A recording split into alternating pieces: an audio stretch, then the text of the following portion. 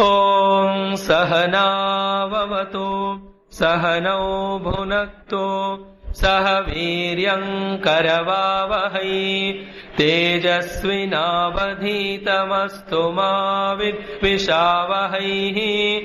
ఓం శాంతి శాంతి శాంతి. అందరికీ స్వాగతం, ప్రణామములు. ఈ యొక్క గీతా జ్ఞాన యజ్ఞ త్రిసప్తాహం యొక్క మూల ముఖ్య ఉద్దేశాలు మూడని మొదటి రోజు చెప్పుకున్నాం. ఒకటి, పూజ్య గురుదేవులకి కృతజ్ఞతగా సమర్పణ. వారి అనుగ్రహంతోనే సంస్థ ద్వారా ఎంతో మందికి మనకు ఈ యొక్క ఆధ్యాత్మిక జ్ఞాన సంపద లభిస్తుంది కనుక, వారి శత జయంతి కనుక.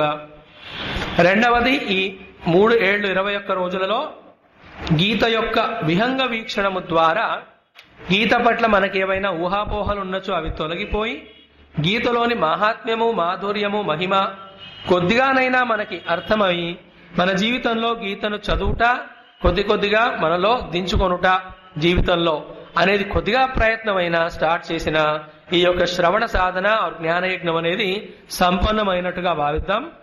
మూడవ ముఖ్య ఉద్దేశం ఏమిటంటే, మనకు తెలిసి మనం ఆచరించడమే కాకుండా ఎలాగైతే మన పిల్లలకి ధన సంపదలు, విద్యాబుద్ధులు ఇవన్నీ ఎలాగైతే నేర్పుతామో వాటితో పాటు ఆ యొక్క నెక్స్ట్ జనరేషన్ కి గీత మహిమని, అందులోని కొన్ని ముఖ్య శ్లోకాలని వాళ్ళ వ్యవహార జీవితానికి పనికొచ్చేవైనా సరే కొద్దిగా ఆధ్యాత్మికతతో కూడుకుంటూ అవి మనకు చెప్పగలిగి గీత అనేటువంటి గొప్ప సపోర్ట్ ను వాళ్ళకి ఇవ్వగలిగితే, ఏదైనా ఇచ్చి ఆధ్యాత్మిక మార్గాన్ని చూపించకుంటే ఏది ఇవ్వనట్టే.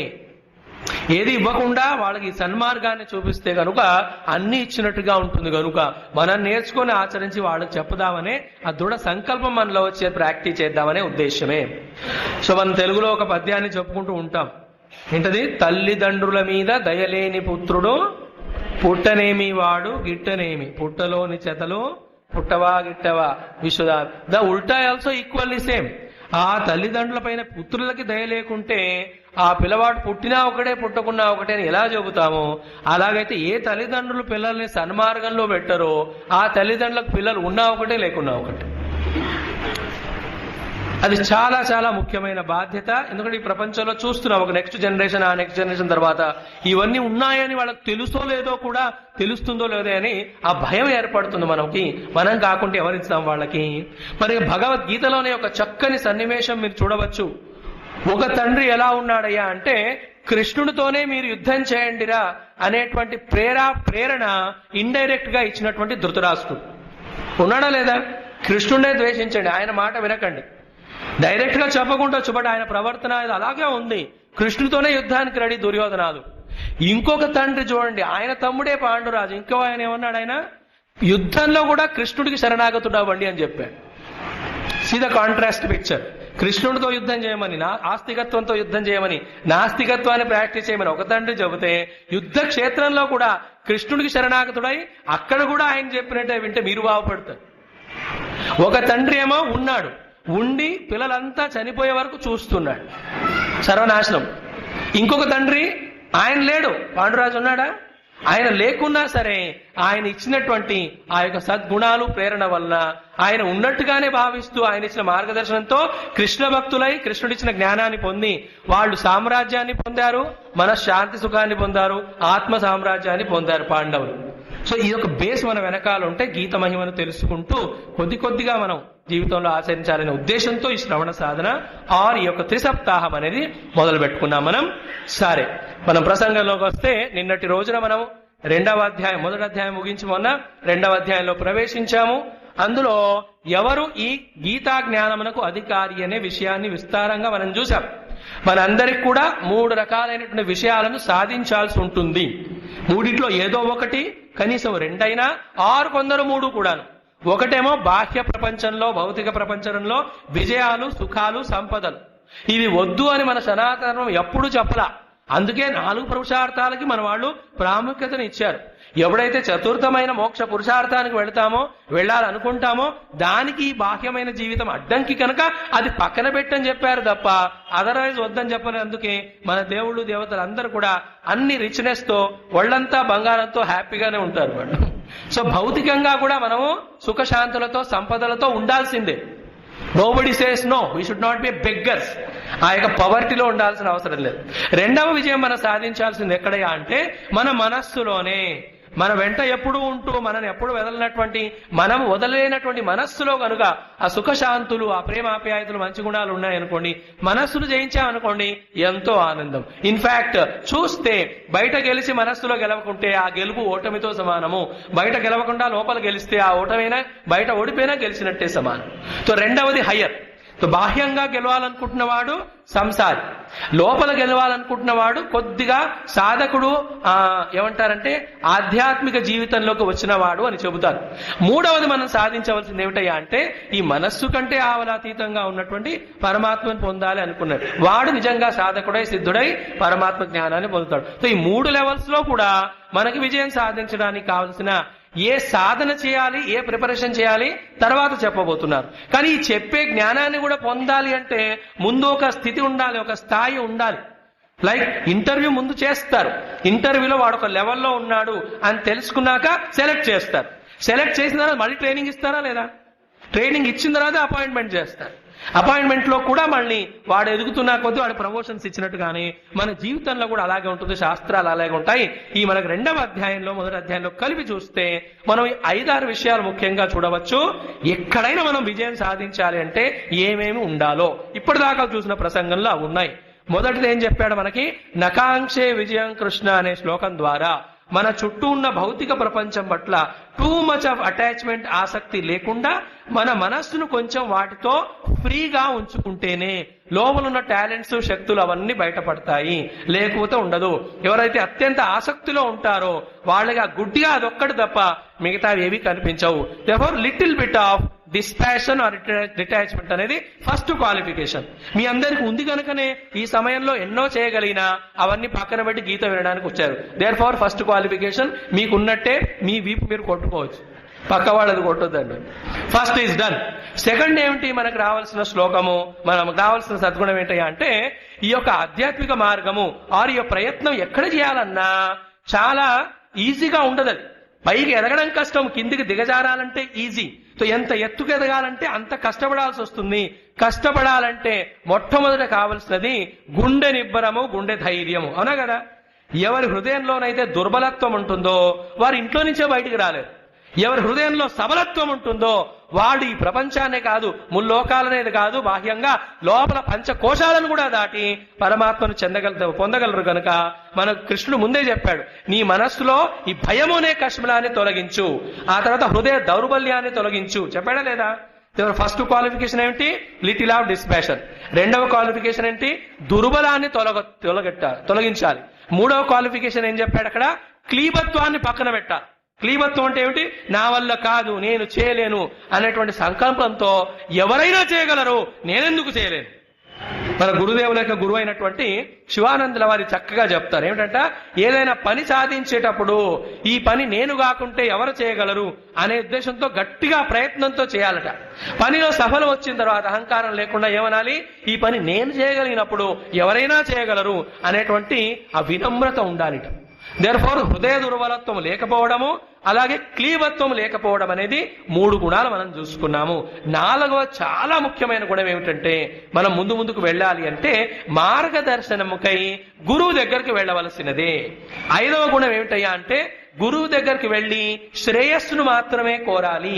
6వ గుణం ఏమిటయ్యా అంటే ఆ గురువు శ్రేయస్సును చెబుతూ ఉన్నప్పుడు అది విని వంట పెట్టుకోవాలి అంటే గురువు పట్ల ఆ శరణాగతి, ఆ భక్తి ఉండాలి. శరణాగతి ఉన్నవాడు వింటాడు, భక్తి కలిగిన వాడు చెప్పినవి సాధన చేస్తూ ఉంటాడు. ఈ 6 గుణాలను మనం ఈ యొక్క 2వ అధ్యాయంలో 10వ శ్లోకం దాకా చూశాము. అవన్నీ అర్జునుడిలో ఉన్నాయా లేదా చూడండి. కృష్ణుడు అనగానే ఆ దుర్బలత్వాన్ని వదిలేశాడు, క్లీబత్వాన్ని వదిలేశాడు. శిష్యతేహం షాదిమాం త్వాం ప్రపన్నమంటూ శరణాగతుడయ్యాడు. యత్ శ్రేయ స్యాత్ నిశ్చితం బ్రూహి తన్మే అని నాకు శ్రేయస్సు తప్ప ప్రేయస్సు వద్దు అన్నాడు. అలాగే నకాంక్షే విజయం కృష్ణ అంటూ వైరాగ్యం. These are all the minimum preparations we have to have. ఈ ప్రిపరేషన్స్ తో గురువు దగ్గరికి వెళ్ళినా, ఏదైనా సాధన చేయాలనుకున్నా, సత్సంగానికి వెళ్ళినా, అధ్యాయాన్ని చేయాలనుకున్న గ్రంథాన్ని, ఇవన్నీ తప్పకుండా కొద్దిగానైనా సరే లాభాన్ని ఇస్తాయి. ఈ గుణాలు లేకుంటే ఎలా అవుతుందో తెలుసునా? 3 రకాలైనటువంటి శ్రోతలు ఉంటారంట. ఒకరు ఈ చెవిలో నుంచి ఈ చెవిలోంచి వదిలేస్తారు, రెండవ రకం వాళ్ళు ఈ చెవిలో నుంచి విని ఈ చెవిలో నుంచి వదిలేస్తారు. మూడవ రకం వాళ్ళు మాలాగా ఉంటారు, రెండు చెవుల్లో నుండి విని నోట్లో నుంచి వదిలేస్తారు. బట్ లోపలికి దిగల, నా పైకి ఎక్కలేదు, కిందికి వెళ్ళలేదు. అలా కాకుండా గీత అనే జ్ఞానం కానీ, ఆధ్యాత్మిక జ్ఞానం అనేది కానీ, please remember, it is not an information, it is a transformation. Information నుంచి నాలెడ్జ్ లోకి, అందులో నుంచి కన్విక్షన్ లోకి, అందులో నుంచి ప్రాక్టీస్ లోకి, ఆ తర్వాత ట్రాన్స్ఫర్మేషన్ లోకి రావాలి.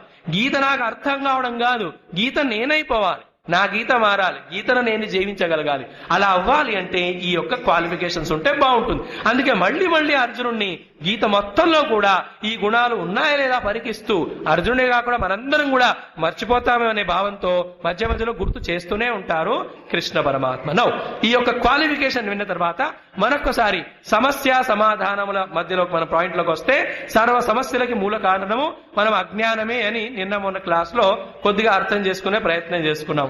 మరి ఆ అజ్ఞానానికి విరుగుడు నివారణ కేవలం జ్ఞానంతో మాత్రమే. కనుక కృష్ణయ్య ఆది మధ్యాంతంలోనూ ఆ బుద్ధికి జ్ఞానాన్ని ఇస్తాడు. గురువులు గాని పరమాత్మ గాని జ్ఞానం ద్వారానే మనని తరింపజేస్తారు తప్ప వేరే ఏ విధంగా కూడా వాళ్ళు సహాయం చేసినా ఆ సహాయము తాత్కాలికమే. అందుకే ఒక సుభాషితంలో చక్కని శ్లోకం ఉంటుంది, నహస్తే యష్టిమాదాయ దేవా రక్షంతి సాధకం ఎంతు రక్షితుమిచ్చంతి సుబుద్ధ్యా యోజయంతి తం. ఎవరినైతే రక్షించాలనుకుంటారో దేవతలు వాళ్ళని కర్ర పట్టుకొని రక్షించరు. కర్ర పట్టుకొని వేరే వాళ్ళని శత్రువులను తరిమి గాని కర్ర పట్టుకొని వీళ్ళకేమైనా చెప్పాను కాదు. మరి ఎలా? ఎంతు రక్షితుమిచ్చంతి సుబుద్ధ్యా యోజయంతి తం. వాళ్లకు సద్బుద్ధిని ఇస్తారు. బుద్ధి ఉన్నవాడు మనిషి నుండి మనీషి అవుతాడు, బుద్ధి లేనివాడు మనిషి నుంచి పశువుగా అవుతుంటాడు. ఇవన్నీ మనకు తెలుసు కనుక ఈ రోజు ముఖ్యంగా మొదట్లోనే మనం గమనించవలసిన విషయం ఏంటంటే, మానవుడిగా ఉండి బుద్ధిని ఇవ్వబడి ఎంతో మేధస్సు ఉన్నటువంటి మనము అన్ని రకాలుగా ముఖ్యంగా ఆధ్యాత్మికమైన జ్ఞానమును పెంచుకుంటూనే మన సమస్యలు ఉన్నవి పోగొట్టుకుంటూ వచ్చేవి రాకుండా మనం కాపాడుకుంటూ ఉండాలి. అందుకే మనం 13వ అధ్యాయంలో కూడా చూస్తాం ఏమిటంటే, అధ్యాత్మ జ్ఞాన నిత్యత్వం తత్వజ్ఞానార్థ దర్శనం ఏతద్ జ్ఞానమితి ప్రోక్తం అజ్ఞానం యతోన్యథ అంటాడు. ఈ రెండు ఉంటేనే నువ్వు జ్ఞానివి. జ్ఞాని అవుతేనే నిన్ను నువ్వు రక్షించుకుంటావు, ప్రపంచాన్ని సాయం చేస్తావు. అజ్ఞాన దశలో నీవే సుఖంగా ఉండలేవు, వేరే వాళ్ళకి ఎలా ఇస్తావు? ఇది వెనకాల పెట్టుకొని మనము జ్ఞాన ప్రాప్తికై మెల్లిమెల్లిగా ప్రయత్నం చేస్తూ ఉందాము. మరి ఎన్ని రకాల జ్ఞానములు పొందవలనో ఇక్కడ మనం చూస్తాము. 11వ శ్లోకం నుంచి స్టార్ట్ చేద్దాం. ఒక శ్లోకం నేను చెప్తాను, ఆ తర్వాత శ్లోకాలు పారాయణం చేశాం గనక చెప్పకుండానే అర్థాలు చూసుకుంటూ పోదాం. చెప్పండి. శ్రీ భగవానువాచ అశోచ్యానన్వశోచస్త్వం ప్రజ్ఞావాదాంశ్చ భాషసే గతాసోనగతాసోంశ్చ నానుశోచంతి పండితాః. ఇందులో 3 ముఖ్యమైన విషయాలు మొత్తం ముందు చెప్పబోయే అధ్యాయానికి ప్రేరణగాను బేస్ గాను ఉంటాయి. ఫస్ట్ ఆఫ్ ఆల్, కృష్ణుడు అర్జునుడు ఇద్దరు క్లోజ్ కదా, ఎన్నో ఏళ్ల నుంచి కలిసి ఉన్నారు కనుక ఆ ఎక్కువగా మాట్లాడుతూ ఉన్నప్పుడు ప్రేమ పెరుగుతూ ఉంటుంది. పరిచయం వల్ల అప్పుడప్పుడు అవజ్ఞ కూడా అవుతుంది. ఆ ఎదురు వాళ్ళు మనం లైట్ గా కూడా తీసుకుంటాము, చెప్పే విషయాలు కొంచెం మోటుగా మొరటుగా కూడా చెప్తాం. Sometimes we can raise an objection also, we can even scold also. అలా కాకుండా మొదటిసారి పరిచయం ఉన్న వాళ్ళని దూరంగా మాట్లాడతాం. ఇక్కడైతే కృష్ణుడు మొట్టమొదటనే క్లైప్యం మాస్తమగమా అని ఒక లెంపకాయ కొట్టి ఇప్పుడు ఈ శ్లోకంతో 2వ లెంపకాయ కొడుతున్నాడు. ఏమంటున్నాడు? అశోచ్యాన్ అన్వశోచహత్వం. ఎవరి గురించి దేని గురించి అయితే ఏడవకూడదో వారి గురించి నువ్వు ఏడుస్తున్నావు. ఇది ఒక జోకు కార్టూన్ నీ మొహం పైన.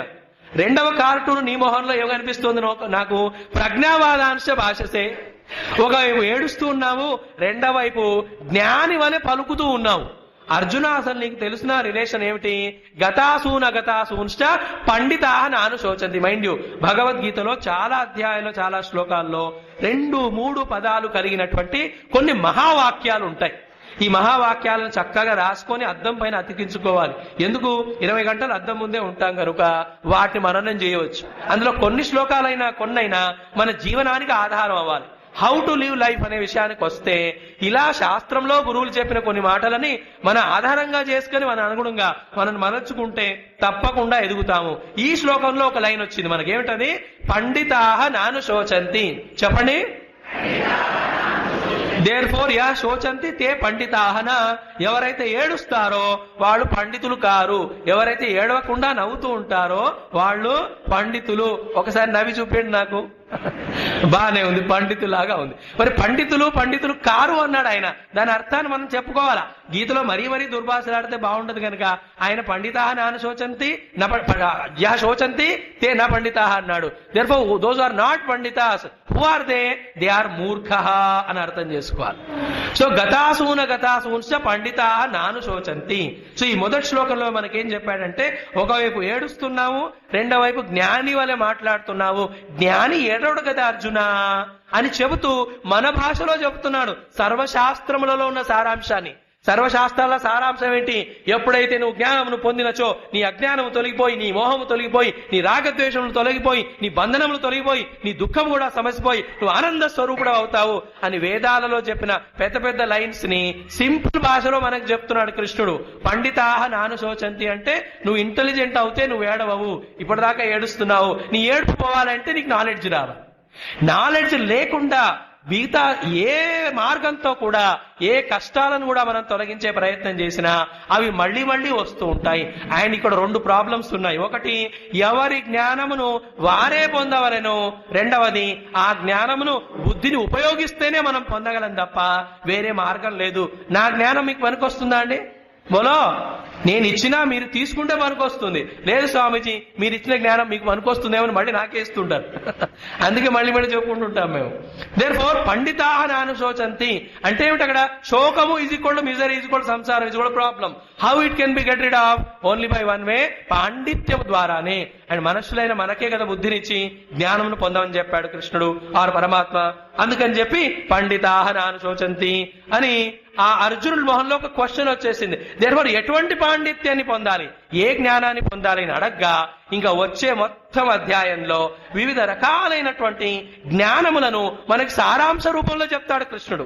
మరి ఆ వివిధ రకాలైన జ్ఞానములను వివిధ పరిస్థితులలో మనం ఉపయోగిస్తూ ఉంటే ఆయా పరిస్థితుల్లో ఆయా అజ్ఞానం కారణంగా వచ్చిన మన సమస్యలన్నీ సమసిపోతూ ఉంటాయి. ఈ యొక్క జీవితం మొత్తము కూడాను ఈ ప్రపంచము, ఈ మనస్సులో ఉన్నటువంటి ఆ దురాలోచనలు, రాంగ్ అండర్స్టాండింగ్స్, ప్రపంచంలో ఉన్న ఈ సిచ్యువేషన్స్ కంటిన్యూగా మనల్ని అటాక్ చేస్తూనే ఉంటాయి. ఒకే ఒక శక్తి ఏదైతే మనం రక్షిస్తూ ఉందో అది జ్ఞానం అనే శక్తి మాత్రమే. అది పెంపొందించుకుంటూ ఉందాం. ఇక్కడ ముఖ్యంగా వచ్చే పోర్షన్ లో మరీ విస్తారంగా చెప్పం మనం, ఎందుకంటే గీత మొత్తం అవే విషయాలను చెబుతుంది కనుక. రెండవ అధ్యాయం అనేది నేను చెప్పాను కదా నిన్న, మొత్తం గీతకి సారాంశము, అలాగే ఒక శాస్త్రంలో ఒక గ్రంథంలో మొదటి పేజీలో కంటెంట్స్ ఎలా చెప్పబడతాయో ఆ కంటెంట్స్ చెప్పబడినటువంటి అధ్యాయము, దీని యొక్క విస్తారమైన విశ్లేషణ తర్వాత వస్తుంది. సో ఈ 5-6 విషయాలు మనకు జాగ్రత్తగా అర్థమవుతే మనకు జ్ఞానం వచ్చినట్టు. మరి ఇందాక చెప్పాము ఇంట్రడక్షన్ లో, ఏమిటది? జ్ఞానం ఇన్ఫర్మేషన్ లెవెల్లో కానే కాదు. అండ్ ఈ ఇన్ఫర్మేషన్ లెవెల్లో మొదటిసారి వచ్చినప్పుడు విన్నప్పుడు బాగున్నట్టుగా ఉంటుంది, చెప్పిన వాళ్ళని కూడా అప్రిషియేట్ చేస్తాం. ఒకరిద్దరు అప్పుడప్పుడు వాళ్ళకేదో కొద్దిగా గీత మొదటిసారి అలాంటి వాళ్ళ నుంచి విని చాలా బాగా చెప్పారు స్వామిజీ అంటారు. అది చూసి నాకు ఎంత నవ్వు వస్తుందో. నవ్వెందుకయ్యా అంటే ఏవి రాని నేను చెప్తే గీత గురించి నన్ను అప్రిషియేట్ చేస్తుంటే గీత మహిమ ఎంత గొప్పది. అంటే గీతని మనం ఉపయోగించుకుంటున్నాం ఇక్కడ. అంటే మన పేరు ప్రఖ్యాతులు కర్తే హో తుమ్ కన్నయ్య మెరనాము హోరా హాయ్ అన్నట్టుగా. సో ఈ గీతలో కేవలం వినికిడి కాకుండా లోతులోకి వెళ్ళగలగాలి. ఎవరికి వారు వెళ్ళగలిగితే అప్పుడు జ్ఞానము జీర్ణించుకొని జీవనంలోకి వస్తే లాభం వస్తుంది. 6 విషయాలు ముఖ్యంగా 5వ 6 లెక్క చూద్దాం. ఏంటంటే మొట్టమొదటిది అత్యంత సూక్ష్మాతి సూక్ష్మమైన ఆత్మ జ్ఞానము ఆర్ పరమాత్మ జ్ఞానం. ఏదో చెప్పండి. ఇది కేవలం థియరీ కాదు. చాలా మంది ఉపనిషత్యాదులు అన్ని బైహార్ట్ చేసి అందులో చెప్పిన శ్లోకాలను కోట్ చేస్తూ కూడా చక్కగా ఎంతో మందితో గౌరవాన్ని పొంది భోజనాన్ని కూడా చక్కగా పొందుతూ ఉంటారు. అందుకే ఇలాంటి వాళ్ళని జుడిపిస్తూ శంకరుల వారు భజగోవిందంలో అంటారా లేదా? ఏంటది? ఉదర నిమిత్తం బహుకృత వేష అంటారు. ఆత్మజ్ఞానము పరమాత్మ జ్ఞానము ఉదర నిమిత్తానికి కాదండోయ్, అది తరింపజేయడానికి. రెండవది పొందవలసిన జ్ఞానం దేని గురించి? ఉత్కృష్టమైన ఆత్మజ్ఞానం. మనకి ఇప్పుడు అర్హత లేదనుకోండి, రెండవ లెవెల్కి వస్తే మన లోపల శరీరంలో ఒక జీవుడుగా మనం ఉన్నాం కదా, ఉన్నావా లేదా? ఎవరైనా నిర్జీవులై వచ్చున్నారా? అందరు కదులుతున్నారు కాబట్టి జీవం ఉన్నట్టే. సో ఈ జీవుడికి సంబంధించిన జ్ఞానం కూడా కొంచెం తెలియాలి. ఇప్పటి ఫస్ట్ లెవెల్లో when we are expose to spirituality in initial stages, అసలు శరీరం తప్ప లోపల జీవుడు ఉన్నాడు కానీ వాడి వెనకాల పరమాత్మ ఉందని అవి తెలియదు మనకి, అది ముందు వినాలా. So second level of knowledge ఏంటంటే లోపల ఉన్న జీవుడు ఏంటి, వాడి గతి ఏంటి, వాడి గురించి తెలియకపోవడం వల్ల వస్తున్న దుఃఖాలు బాధలు ఏంటి, తెలుసుకుంటే ఎలా మైండ్ రిలాక్స్ అవుతుంది. ఇందాక చెప్పాం మనం, మళ్ళీ చెప్తాం, మళ్ళీ చెప్తాం. When ever we don't know all doubts, all confusions, all types of wrong things we do. ఈ ఆశ్రమం ఎక్కడుంది, ఈ టెంపుల్ ఎక్కడుందో తెలియదు అనుకోండి, మనకు సరిగ్గా రోడ్ మ్యాప్, ఎక్కడెక్కడో తిరుగుతుంటాం, క్లాస్ అయిపోయాక వస్తాం, తెలిస్తే చక్కగా వస్తాం. ఎక్కడైనా సరే జ్ఞానం మనకు ఆ రిలాక్సేషన్ ఇస్తుందండో. తెలిసిందంటే ఇంకా ఎక్కడ సమస్య, once you know where is no problem. So రెండవది జీవుడికి సంబంధించిన జ్ఞానం ఇక్కడ చెప్పడం జరుగుతుంది, మళ్ళీ వస్తాయి. ఈ జీవుడినే పరాప్రకృతి అని 7వ అధ్యాయంలో చెప్తారు, క్షరపురుషుడని 15వ అధ్యాయంలో చెప్తారు, క్షేత్రజ్ఞుడని 13వ అధ్యాయంలో చెప్తారు. వివిధ కోణాల్లో మనకు అనలైజ్ చెప్తూ కృష్ణుడు చెప్తాడు. కాకపోతే ఇప్పుడు ఏం తెలియాలి, నేను లోపల జీవుణ్ణి అని తెలుస్తూ వాడి గతిలి, వాడి స్థితులు ఏంటో తెలిస్తే to that extent problems go. 3వ పాయింట్ మనకు తెలియాల్సింది ఏమిటంటే, మనకు దేహం ఉందా లేదా, ఉంది కదా, ఉన్నట్టే ఉంది స్వామిజీ, అప్పటిదాకా ఉంటుందో చెప్పలేం. The only certain thing in life, you know what? The death. And the only uncertain thing about life is what, you know? When is the death? We don't know. రెండు అందులోనే ఉంటాయి. పోతామన్నది గ్యారంటీ ఎంతగా ఉంటుందో, ఎప్పుడు పోతామో తెలియదు. I'm talking about the body. So దీని యొక్క కూడా స్థితి, గుణగణాలు, లక్షణాలు మనం తెలుసుకొని దాని ఇంపార్టెన్స్ ఎంతో తెలుసుకొని అంతే ఇచ్చామనుకోండి, there is no problem in this world. So ఆత్మజ్ఞానము, రెండవది జీవజ్ఞానము, మూడవది దేహ జ్ఞానం. అవునా, 3 అయిపోయినాయా? 4వది మన ముందు జగత్తు ఉంది కదా, ఈ జగత్తులో ఈ యొక్క వస్తువులు ఉన్నాయి కదా, ఉన్నాయా లేవా? మనం కాకుండా వేరే వ్యక్తులు ఉన్నారా లేదా? అలాగే పరిస్థితులు అవుతున్నాయా లేదా? ఓన్లీ ఆడవాళ్ళు తల ఊపుతున్నారే, మగవాళ్ళు ఊపరా? తల ఊపం, తల ఎత్తం, తల దించం, తల ఉన్నట్టుగానే లేదు, తలపులలో ఉన్న తల ఇంకా ఎత్తదు స్వామిజీ ఇక్కడ. సో ఈ ముందు మన వ్యక్తులు ఉన్నారు, పరిస్థితులు ఉన్నాయి, అలాగే వస్తు సముదాయం ఉన్నది. వాటి నేచర్ ఏంటి, వాటి తత్వం ఏంటి, అవునా, వాటి ప్రకృతి ఏంటి, అది తెలుసుకోకపోతే ఎలా? వీటితోనే కదా మనం జీవించేది. ఆత్మగా ఉండాలి, జీవుడిగా ఉండాలి, దేహంతో ఉపయోగిస్తూ ఉండాలి దేహాన్ని. బయట ఉన్న ప్రపంచం ఏంటో మనం ఏమిటంటే చాలా గుడ్డిగా నిన్న చెప్పుకున్నట్టుగానే భౌతిక రసాయన శాస్త్రాలు ఇవన్నీ చదువుకుంటాం, ఆంగ్ల భాషలు, తెలుగులు ఇవన్నీ నేర్చుకుంటాం, జీవితం గురించి నేర్చుకోమే. అండ్ ఒక చాలా సాడ్ పారాడాక్స్ ఏంటంటే, పారాడాక్స్ అంటే ఒక వైరుధ్యం జీవితంలో, జీవితం గురించి నేర్చుకోవాల్సిన విషయాలన్నీ ఏది భగవద్గీత లాంటి శాస్త్రాలు జీవితం అంతా అయిపోయినాక మనం నేర్చుకుంటాం. అంటే రోగం అంతా ముదిరిపోయే టైం వచ్చినప్పుడు మందు వాడితే డబ్బులు వేస్ట్ తప్ప రోగం ఏమైనా కుదురుతుందా? మనకు కుదరదు. This is what we have to conquer. మొట్టమొదటి నుంచి ఆ జ్ఞానం మనకు రావాలి. సో మన ముందున్నటువంటి ఈ యొక్క వస్తువులు కానీ, వ్యక్తులు, పరిస్థితులు, వాటికి సంబంధించిన జ్ఞానం కూడా ఈ మొదట్లోనే కృష్ణయ్య మనకి చెప్పేస్తాడు. అంటే what is there in second chapter, how to understand it అని చెప్తున్నాం. అందులో డీటెయిల్స్ ఉంటాయి, డెప్త్ ఉంటుంది. ఆ తర్వాత అంతేకాకుండా ఇన్ షార్ట్ హోల్సేల్ గా ఈ యొక్క సృష్టి గురించి ఏంటో మనకు తెలియాలి, దీని యొక్క ఆది మధ్యాంతాలు ఏంటో తెలియాలి. దీన్ని ఏ దృష్టితో చూస్తే సృష్టి మనకు సమస్యగా ఉండదో, అవునా కదా? యథా దృష్టి తథా సృష్టి కదా. దృష్టి depends on our understanding. Understanding ను బట్టి ఉన్న దృష్టి అనుగుణంగా సృష్టి ఉండి అది మనకి సుఖ దుఃఖాలను ఇస్తుంది. భక్తి వాసులు ఏం చెప్తారు తెలుసున, దృష్టిం భగవన్మయం కృత్వా పశ్యేత్ భగవన్మయం దృష్టిం భక్తిమయం కృత్వా పశ్యేత్ భగవన్మయం జగతు. అదే జ్ఞాన మార్గంలో ఏం చెప్తారు, దృష్టిం జ్ఞానమయం కృత్వా పశ్యేత్ బ్రహ్మమయం జగత్. అదే ప్రహ్లాదుడు ఎందెందు వెతికినా అందందే గలడంటాడు. సియరామమై సభ జగజాని కరవు ప్రణామ జోగు జుగబాణి అని తులసిదాస్ గారు అంటారు. మనం చాలా సార్లు విని ఉన్నాం వివిధ ప్రసంగాల్లో, ఈ ప్రపంచంలో అణువణువునా పరమాత్మ ఉన్నాడు అని. విన్నాం కనుక నమ్మినట్టు అనిపిస్తుంది, కానీ ఉన్నాడు అనే అనుభవం వేరు అక్కడ. ఈ సృష్టి గురించి కూడా ఇది 5వ జ్ఞానం.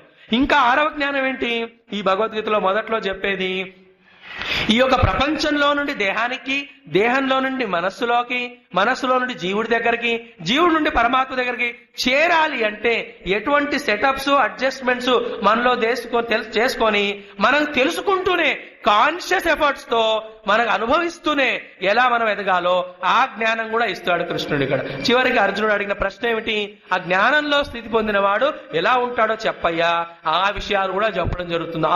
అందుకే ఈ 2వ అధ్యాయం అనేది సాధనకి అలాగే అధ్యయనమునకు కూడా చాలా ముఖ్యమైనది. సో కొద్దిగా ఆ విషయాలు చెప్పుకొని ఏమున్నాయో మనం చూద్దాం కూడా కొద్దిగాను మనకి ఇవ్వబడిన ఒక్క రోజులో. సో ఎన్నో రోజులు చెప్పుకోవాల్సిన యజ్ఞాన్ని వన్ డే వీఆర్ ట్రైంగ్ దుస్సాహసం చెప్పాం. చాలా కట్ చేయాల్సి వస్తుంది, చాలా కర్టేల్ చేయాల్సి వస్తుంది, ఎడిట్ చేయాల్సి వస్తుంది. ఇది విని గీత వచ్చిందని అనుకోకండి. ఎందుకంటే అనుభవం చెబుతుంది మనకి ఏమిటంటే 2-3 శాస్త్రాలు విని పైగా జ్ఞానం వచ్చిన తర్వాత మాకు వచ్చిందిలే, ఏ గురుగారు చెప్తే ఏముందండి అని చెప్పి సత్సంగాలు మానేస్తాం మనం. చూడండి, ఒక మంచి మాట నాకు నచ్చేది ఏంటి, జ్ఞానము లేదు అనే బాధతో జ్ఞానము లేదు కనుక బాధపడడం అనేది ఒక లెవెల్. అర్థమైందా? జ్ఞానము లేదు, దేర్ఫోర్ సరిగ్గా జీవించట్లేదు కనుక కష్టాలు ఉన్నాయి. దీనికంటే దుర్భరమైన జీవితం ఏంటో తెలిసిన, జ్ఞానం లేకున్నా జ్ఞానం ఉన్నదనుకొని ఆ జ్ఞానాన్ని జీర్ణించుకోకుండా అజ్ఞానిగానే పోజులు కొడుతుంటామే, ఆ జీవితం ఇంకా కష్టం. Nobody can change such people. అందుకే ఆ గురువు దగ్గరికి వెళ్ళిన శిష్యులలో రకరకాలు ఉంటారు. మొదటి రోజుల్లో వెళ్ళినప్పుడు ఎంత వినయము, ఎంత విధేయత, గురువు గారు మీరు పరమాత్మ స్వరూపులే అని గురువు చెప్పిందంతా వింటాడు, చేస్తాడు అన్నిను కూడా. చాలా బాగుంటుంది. గురువు దగ్గర నుంచి 2-3 గీతలో ఉపనిషత్తులో అధ్యాయాలు విన్నాక ఐ థింక్ ఐ అండ్ గురువు ఆర్ సేమ్ అన్నట్టుగా అనిపిస్తుంది. మెల్లిమెల్లిగా గురువు చెప్పడం వినడం మానేస్తారు. ఎక్కడైనా అవుతుంది. చాలా సత్సంగాలు విన్న వాళ్ళకి ఆ సత్సంగం ప్రతిదీ కూడా నాలో ఉన్న జ్ఞానాన్ని, అనుభవాన్ని దృఢం చేయడానికి కనుక నేను తప్పకుండా వెళ్ళాలి, అవకాశాన్ని వినియోగించుకోవాలి అనే భావన లేని వాళ్ళకి ఇలా అనిపిస్తుంది. ఇంకా 3వ లెవెల్కి వచ్చాక ఏమంటుంది తెలిసిన, గురువు చెప్పింది వినడం మానేయడమే కాదు, నేనే గురువుకి అడ్వైజ్ ఇద్దాం. చాలా మంది వచ్చి గురువు గారు చెబుతూ ఉంటారు, ఇలా ఉంటే బాగుండు, అలా ఉంటే బాగుండు, అలా ఉంటే బాగుండు. గురువు గారు ఏం చేస్తారు, ఒప్పుకోకుంటే మళ్ళీ వీళ్ళు రేపు రారు, ఇదో ఇమోషనల్ బ్లాక్మెయిల్, కనుక మీరు కరెక్టే అండి అని చెప్పాల్సి వస్తుంది. ఇదంతా ఏమిటది, when we don't digest and experience and practice the knowledge ఈ పరంపరగా ఉండాలి. అది కూడా చెప్పడం ఇక్కడ జరిగినది. సో మనకి చాలా చక్కని ఇంకో పాయింట్ చెప్తున్నాను. మన సర్వశాస్త్రములు ఎలా ఉంటాయో తెలుసున, ప్రాబ్లం ని పూర్తిగా అండర్స్టాండ్ చేసుకున్నటువంటి గురువు భగవంతుడు మొట్టమొదటిలోనే హైయెస్ట్ లెవెల్ ఆఫ్ సొల్యూషన్ ఇస్తాడు. 2వ లెవెల్లో దాన్నే ఎక్స్ప్లెయిన్ చేస్తాడు, తర్వాత దాన్నే సమ్మరైజ్ చేస్తాడు. ఏది దాచకుండా ఉంటారు ఇక్కడ. ఏది ఉత్తమ జ్ఞానాన్ని తమ దగ్గర పెట్టుకొని లోవర్ నాలెడ్జ్ ఇచ్చేటువంటి నాసిరకం కావు మన శాస్త్రాలు గాని గురువులు గాని. కానీ సూక్ష్మమైన మనోబుద్ధులు ఉన్న వాళ్ళకి మొదట్లోని 2-3 శ్లోకాలు చెప్పగానే అర్థమైపోతుంది ఎస్సెన్స్. మిగతాదంతా కూడా ఈ అర్థమైన విషయాన్ని దృఢం చేసుకోవడానికి వారు వింటూ ఉంటారు. సో మన మొదటి 2 శ్లోకాలలోనే సర్వ జ్ఞానముల సారము, ఏ సారమైతే సారయుక్తమైన జ్ఞానం మన అనుభవం అవుతే సమస్యలు ఉండవో అవి చెప్పడం జరుగుతుంది. కలిసి చదవండి ఒకసారి 2ను 12, 13. నత్వేవాహం జాతు నాసం నత్వం నేమే జనాధిపాః నచైవ నమవిష్యామః సర్వే వయమతః పరం దేహినోస్మిన్ యథా దేహే కౌమారం యౌవనం జరా తథా దేహాంతర ప్రాప్తిః ధీరః తత్ర న ముహ్యతి. చాలా చక్కని అద్భుతమైన శ్లోకాలు ఇవి. సో ఒక దేహముగాను బి అటెంటివ్, ఒక జీవుడుగాను, అలాగే ఒక ఆత్మ వస్తువుగాను 3 లెవెల్స్ లోనూ ఫిట్ అయ్యేటువంటి శ్లోకాలు. సో ఒకసారి అనాలిసిస్ జాగ్రత్తగా వినండి. మనకు దుఃఖం వచ్చింది, అర్జునుడికి దుఃఖం వచ్చింది. ఏమిటా దుఃఖము? దుఃఖానికి కారణాలు చాలా ఉన్నా మూల కారణం ఏంటో తెలుసునా? భయము. భయము లీడ్స్ టు దుఃఖమే. ఏమిటా భయము? నాది నా దగ్గర ఉంటుందో పోతుందో, అంతే కదా. నాది కానిది నాకు అవుతుందో లేదో, నాకు దూరంగా ఉన్న సుఖం నాకు వస్తుందో లేదో, నాకున్న కష్టం పోతుందో లేదో, ఇవే కదా భయాలు, ఆందోళనలు. అర్జునుడు కూడా అదే భయం ఉంది. అండ్ అన్ని భయాలు దుఃఖానికి కారణం అవుతాయి. దుఃఖానికి మూల కారణం భయం అవుతుంది. అన్ని భయాలకి అంటే గొప్ప భయం ఏమిటి? మృత్యు భయమే కదా. అందుకే కదా అర్జునుడు 1వ అధ్యాయం అదే భాష మాట్లాడాడు. వాళ్ళు నన్ను చంపుతారా, నేను చంపుతారా? Death is the final fear, fear is the final misery. Therefore, you want to conquer the misery, you have to conquer the fear. If you want to conquer the fear, you have to conquer the death. జాగ్రత్త వినాలి. ఇవన్నీ సూక్ష్మమైన విషయాలు, పట్టుకోగలిగితే అదృష్టవంతులు ఇక్కడ. So that fear of unknown, fear of deception, fear of death, fear of misery, ఇవన్నీ మనకు ఉంటాయి. ఆ భయంతోనే అర్జునుడు గజగజ వణికిపోతూ నా వల్ల అవుతుందా అవదా అన్నాడు. సో ఇక్కడ కృష్ణుడు మొదటి స్ట్రోక్ లోనే చెబుతున్నాడు ఏమిటది?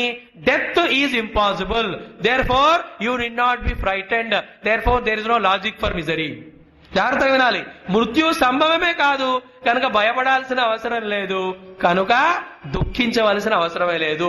దుఃఖిస్తున్నామంటే భయపడుతున్నామంటే మృత్యుగ్రస్తులం అవుతామని అనుకుంటున్నాము. ఈ మూడు ఉన్నాయంటే ఏమిటి? జ్ఞానం లేదని అర్థం. జ్ఞానం లేదంటే అర్థం ఏంటి? మోహంలో జీవిస్తున్నామని. అందుకే 2వ శ్లోకంలో చెప్పాడు లేదా, ధీరః తత్ర న ముహ్యతి. ధీరుడైన వాడు, ధీరుడంటే ధియా రాతి, ఎవడైతే బుద్ధితో జీవిస్తాడో జ్ఞానంతో జీవిస్తాడో వాడికి మోహం ఉండదు, కనుక ఈ యొక్క భయం ఉండదు, ఈ దుఃఖం ఉండదు, వాడికి మృత్యువే ఉండదు. ఇంతకీ ఎలా అర్థం చేసుకోవాలి స్వామిజీ? ఈ 2 శ్లోకాల్లో చెప్పారంటున్నారే, కొంచెం ఎక్స్ప్లెయిన్ చేయండి అంటే చూడండి ఏమన్నాడు ఇక్కడ. ఏమన్నాడు? నత్వేవాహం జాతునాశం నత్వం నేమే జనాధిపాహ నచైవ న భవిష్యామః సర్వే వయమత ప్రభం. అంటే ఓ అర్జున జాగ్రత్తగా విను, నేను నా మాటలు వింటున్న నీవు ఎవరిని చూస్తూను అయ్యో చచ్చిపోతారేమో భయపడుతున్నావో, చంపాలొస్తుందేమో భయపడుతున్నావో, వాళ్ళు పాస్ట్ లో ఎప్పుడు కూడా ఏ టైము లేదు. ఏమిటి? వారు లేనటువంటిది. ఇప్పుడు ఎలాగూ నీ ముందున్నారు వాళ్ళు, ఈ తర్వాత కూడా ఉండబోతున్నారు. వాళ్ళు 3 కాలములలోనూ ఉంటారు, కనుక వాళ్ళు ఉండకుండా పోతారేమో అనే అజ్ఞానం వద్దు, కనుక భయము వద్దు, కనుక మృత్యువే లేదు, కనుక నువ్వు ఏడవాల్సిన పనే లేదు. అంటే ఈ విషయం వినడానికే మొదట డౌట్ గా ఉంటుంది, కానీ దీన్ని జీర్ణించుకోవాల్సి వస్తుంది, అర్థం చేసుకోవాలా. B attentive. చాలా మంది వింటారు, అర్థం చేసుకోరు. 90% మంది అర్థం చేసుకుంటారు కానీ యాక్సెప్ట్ చేయరు. మనలో ఎంతమందికి అర్థం కాదండి ధర్మంగా జీవిస్తే బాగుంటుంది అని? ఎవరైనా ఒక్కరైనా ఉన్నారా అధర్మంగా జీవిద్దామన్నవాడు? చెప్పండి. Everybody understands the value of values, the importance of living a righteous life. But when it comes to acceptance, nobody wants to. ఇక్కడ కూడా అంతే. అర్థం అవడం కష్టం కాదు సార్. ఆ అర్థమైన దాన్ని మీరు చెప్పింది బాగుంది, అంతా కరెక్టే, నేను ఒప్పుకుంటున్నాను, కానీలు అణాలు ఉంటాయా లేదా?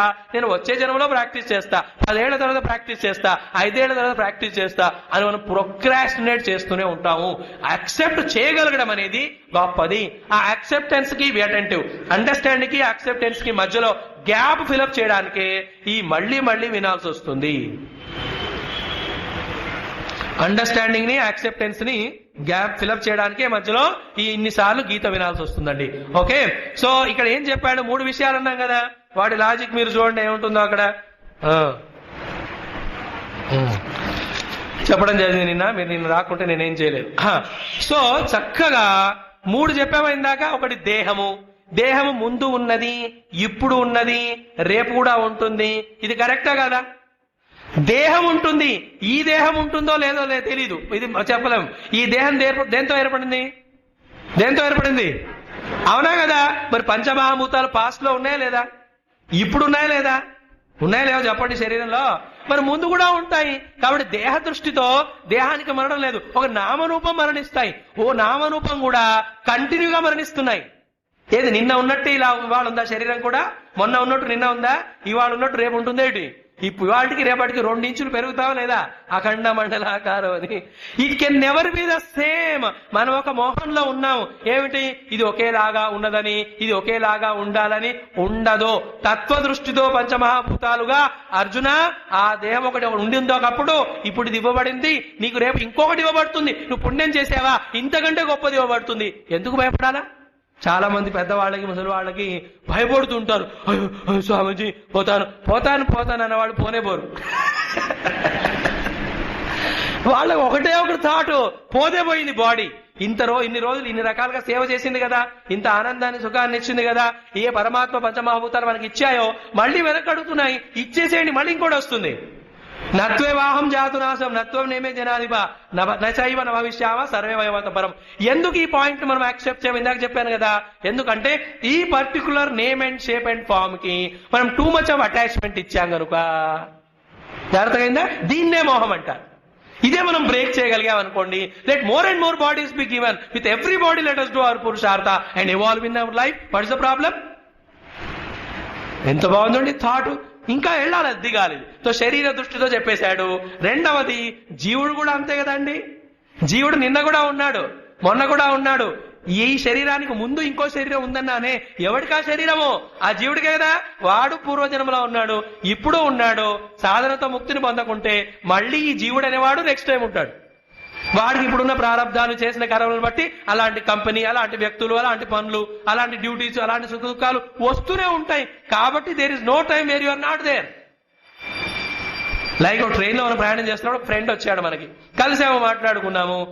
ఆ వ్యక్తి గంట ముందు మనకు తెలియదు కానీ ఆ గంటకు ముందు ఉన్నాడా లేదా అతను? మనకు తెలియనంత మాత్రాన లేడంటే ఎలా? He is there already. అలాగే ఈ శరీరానికి ముందు కూడా మనం ఉన్నాం. ఈ యొక్క విషయం యొక్క విశ్లేషణ మళ్ళీ తర్వాత రాబోతున్నాయి. క్షుణ్ణంగా అన్ని ఎక్స్ప్లెయిన్ చేస్తాడు కృష్ణయ్య. ఒక్కొక్క అధ్యాయంలో ఒక్కొక్క మార్గంతో ఈ జ్ఞానం దృఢమయ్యే వరకు మనకు చెబుతూ పోతూ ఉంటారు. జీవ దృష్టితో కూడా ఈ జీవులు నీ ముందున్న వాళ్ళంతా, అంటే ఈ దేహాలు ముందు ఉన్నాయి, ఇప్పుడున్నాయి, రేపు ఉంటాయి. ఈ జీవులు ముందున్నారు, ఇప్పుడున్నారు, రేపు వాళ్ళు ఉంటారు తప్పకుండా. మరి మూడవది ఆత్మ దృష్టితో చూస్తే ఆత్మకి మరణం ఉంటుందా? అది నిత్యం సత్యం. అదే ముందు చెప్పబోతున్నది. అది కూడా it was there in the past, present and future. ఎప్పుడు ఉండే నిత్యమైనటువంటి సత్స్వరూపమైన పరమాత్మ లోనే ఈ ప్రకృతిలో నుండి కాలం నుండి సృష్టి అంతా వచ్చింది కదా. అది కూడా ఎప్పుడు ఉండేది కనుక చనిపోతుందనే మృత్యువు లేదు, కనుక భయం లేదు, కనుక శోకించవలసిన పని లేదు. దేర్ఫోర్ నువ్వు యుద్ధం చేస్తావా లేదా, పనులు చేస్తావా లేదా, ధన సంపదలు పొందుతావా లేదా, గురువుకి సమాజానికి ధర్మానికి సేవ చేస్తావా లేదా, సాధన చేస్తావా లేదా, ఇది సెకండరీ. బట్ ప్రైమరీగా నీలో ఏ యాటిట్యూడ్ ఉంది, ఆ యాటిట్యూడ్ వెనకాల నేను ఏ ఇన్ఫర్మేషన్ ఉంది, ఏ నాలెడ్జ్ ఉంది, ఏ కన్విక్షన్ ఉంది. ఈ నాలెడ్జ్ కన్విక్షన్ అనేవి మన జయాపజయాలను సుఖ దుఃఖాలను నిర్వహిస్తాయి తప్ప నాట్ అవర్ యాక్షన్స్. జాగ్రత్త వినాలి. అందుకే చాలా ధనం ఉన్నవాడు కూడా ఈ మోహంలో ఉండి ఏడుస్తున్నాడు. ఏ ధనము లేనివాడు కూడా జ్ఞానంలో ఆనందంగా ఉన్నాడా లేదా చెప్పండి? ఏ చదువు లేనివాడు కూడా ఆత్మవిద్య తెలిసి వాడు ఆనందంగా ఉన్నాడు.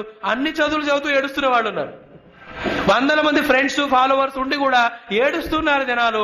ఒక్కడే ఉన్నాడు ఏకాకిగా. But is happy. By because he has got knowledge as an experience. This fellow has got ignorance as experience. So మూడు దృష్టిలు ఇక్కడ అదే చెప్పాడు. నతు ఏవ అహం జాతు నాసం కింటు ఆసమేవా నత్వం తం త్వమపి అసీయేవా నతో ఇవే జనాధిపాహ.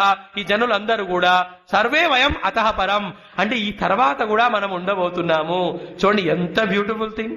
ఈ యొక్క పర్టికులర్ శరీరానికి, ఈ చుట్టూన్న పరిస్థితులు, వ్యక్తులకి ఇవ్వవలసిన ఇంపార్టెన్స్ సేవ చేస్తూ అనవసరమైన అన్డ్యూ ఇంపార్టెన్స్ వదలగలిగామనుకోండి, ప్రతి మూమెంట్ ఏ పరిస్థితి ఉన్నా ఎక్కడ ఉన్నా సరే మనం ఆనందంగా ఉండొచ్చు.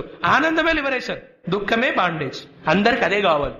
ఫస్ట్ శ్లోక్ లోనే ఆయన చెప్పి రెండవ శ్లోకంలో ఉదాహరణ ఇచ్చాడు మనకి. ఏమిటది? దేహినోస్మిన్ యథా దేహే కౌమారం యవ్వనం జర.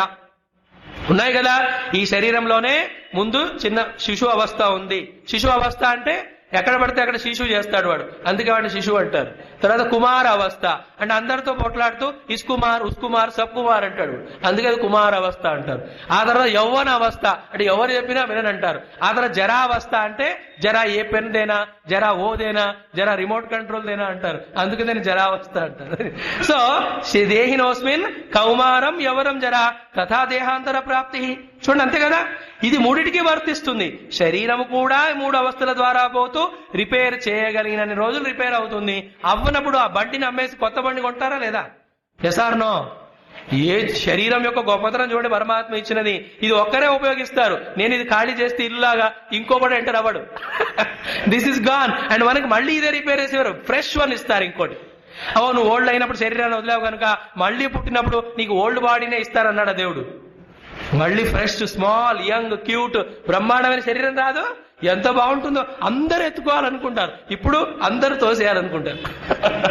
So keep this knowledge in the mind. శరీరంగాను జీవుడుగాను ఆత్మగాను మనకి మృత్యువే లేదు. ఎందుకు భయపడాలా?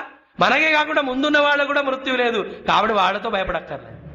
సో తథా దేహాంతర ప్రాప్తి ధీర తత్ర ముఖ్యతి అని. దేర్ ఫోర్ మనకి జీవుడి దృష్టితోనూ ఆత్మ దృష్టితోనూ దేహ దృష్టితోనూ ఎలా జీవిస్తే బంధనం ఉండదో ఆ జ్ఞానం ఇచ్చినట్టే. ఇంకా ఇది వర్కౌట్ చేయాలి. మరి ఆత్మ అన్నారు, దాని లక్షణాలు ఏంటి, దాని స్వరూపం ఏంటి, దాని అనుభవం ఏంటి, అవన్నీ కూడా లోపల తెలుసుకోవాలి. ఊరికే అంటే సరిపోదు.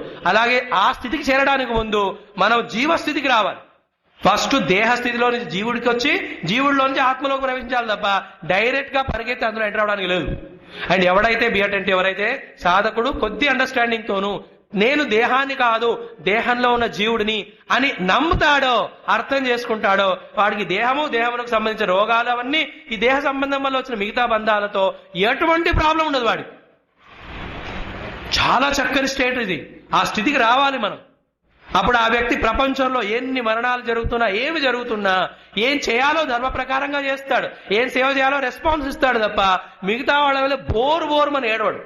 ఆయనకు తెలుసు ఈ జీవుడు దేహాన్ని ఇంకో దానికి వెళ్ళిపోయాడు, ఎక్కడో ఉన్నాడు, ఏదో చేస్తుంటాడు. అందుకే తెలుగులో ఏమంటారు, చని పోయాడు అంటారా లేదా? Yes or no? ఓన్లీ చని అని ఆగుతారా? చని. మరి హిందీలో ఏమంటారు, మర్ గయా, గయా అంటారా లేదా? మరో और गया भी है. और इंग्लिश లో కూడా డెడ్ అండ్ గాన్ అంటారా లేదా? మతలబ్ కై చలా గయా, ఇధర్ సే గయా ఉధర్ హై. ఇక్కడ ఏడిపించవలసిన వాళ్ళు అయిపోయారు కనుక ఇంకెవరినో ఏడిపించడానికి ఎక్కడికో వెళ్ళాడు, కానీ ఉన్నాడు. సో మొత్తం మీద మనకు 3 దొరికిపోయాయి. ఇప్పుడు జీర్ణించుకుందాం. తర్వాత శ్లోకంలో మనకి మన ముందున్న పరిస్థితులు, అలాగే అక్కడున్న వస్తువులు, వస్తువులతో మనకు వచ్చే కాంటాక్ట్స్ తో వచ్చే సుఖ దుఃఖాలు, వాళ్లతో మనం ఎలా అండర్స్టాండింగ్ తో మెలిగితే లోపల మోహం ఉండదు కనుక మనం దుఃఖంలోకి బంధనంలోకి రావో. ఒక్క శ్లోకంలోనే చెప్పేస్తున్నాడు. మరి 2 శ్లోకాలు సరి, అవి కలిసి చదవండి.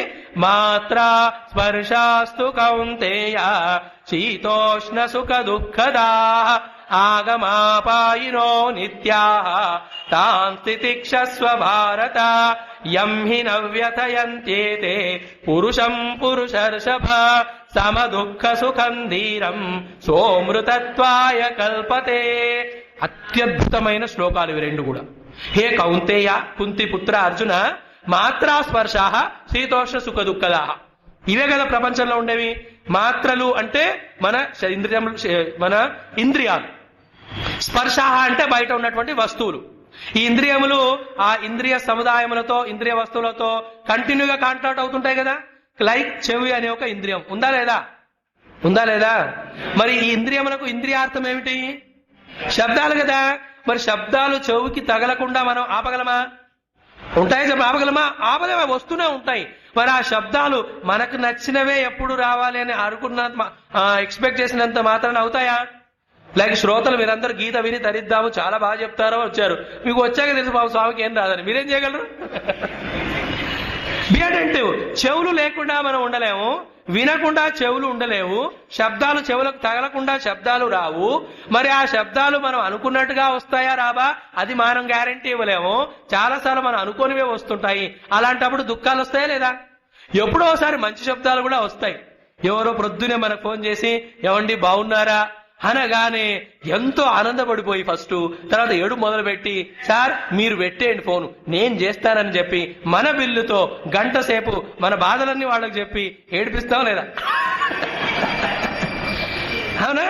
మాకు చాలా మంది వస్తుంటారు, వాళ్ళ బాధ ఆ గోడంతా చెప్తారు. మనకు తెలుసు కదా ఇదంతా అజ్ఞానంలోని. వాళ్ళు చెప్పిన విషయాలు ఊరికే నవ్వుకుంటూ వింటుంటే వాళ్ళకి అనిపిస్తుంది మా బాధ స్వామికి అర్థం కాలేదేమో అని మళ్ళీ చెప్తారు. నాకేమో క్లాస్ టైం అవుతుంది. ఇక చివరికి ఏం చేయాలా, వాళ్ళు చెప్పిన బాధలు నా బాధలే అనుకొని 2 కన్నీటి బొట్లు గార్చగానే ధన్యోస్మి వాళ్ళు హ్యాపీ ఫీల్ అయిపోయి అందరికి చెప్తారు స్వామిని నడిపించా. There is no logic in this world to be miserable. The world is a magic to be happy, that's all. So, సుఖాలు వస్తున్నాయి, దుఃఖాలు వస్తున్నాయి. సుఖ దుఃఖాలకి కారణమైన పరిస్థితులు, వస్తువులు వస్తున్నాయి. వస్తువులతో సంపర్కం వస్తుంది. ఎవరికి వస్తుంది? మీకా నాగా? అందరికీ కదా. ఎప్పుడు వస్తున్నాయి? అన్ని వేళలా వస్తున్నాయి కదా.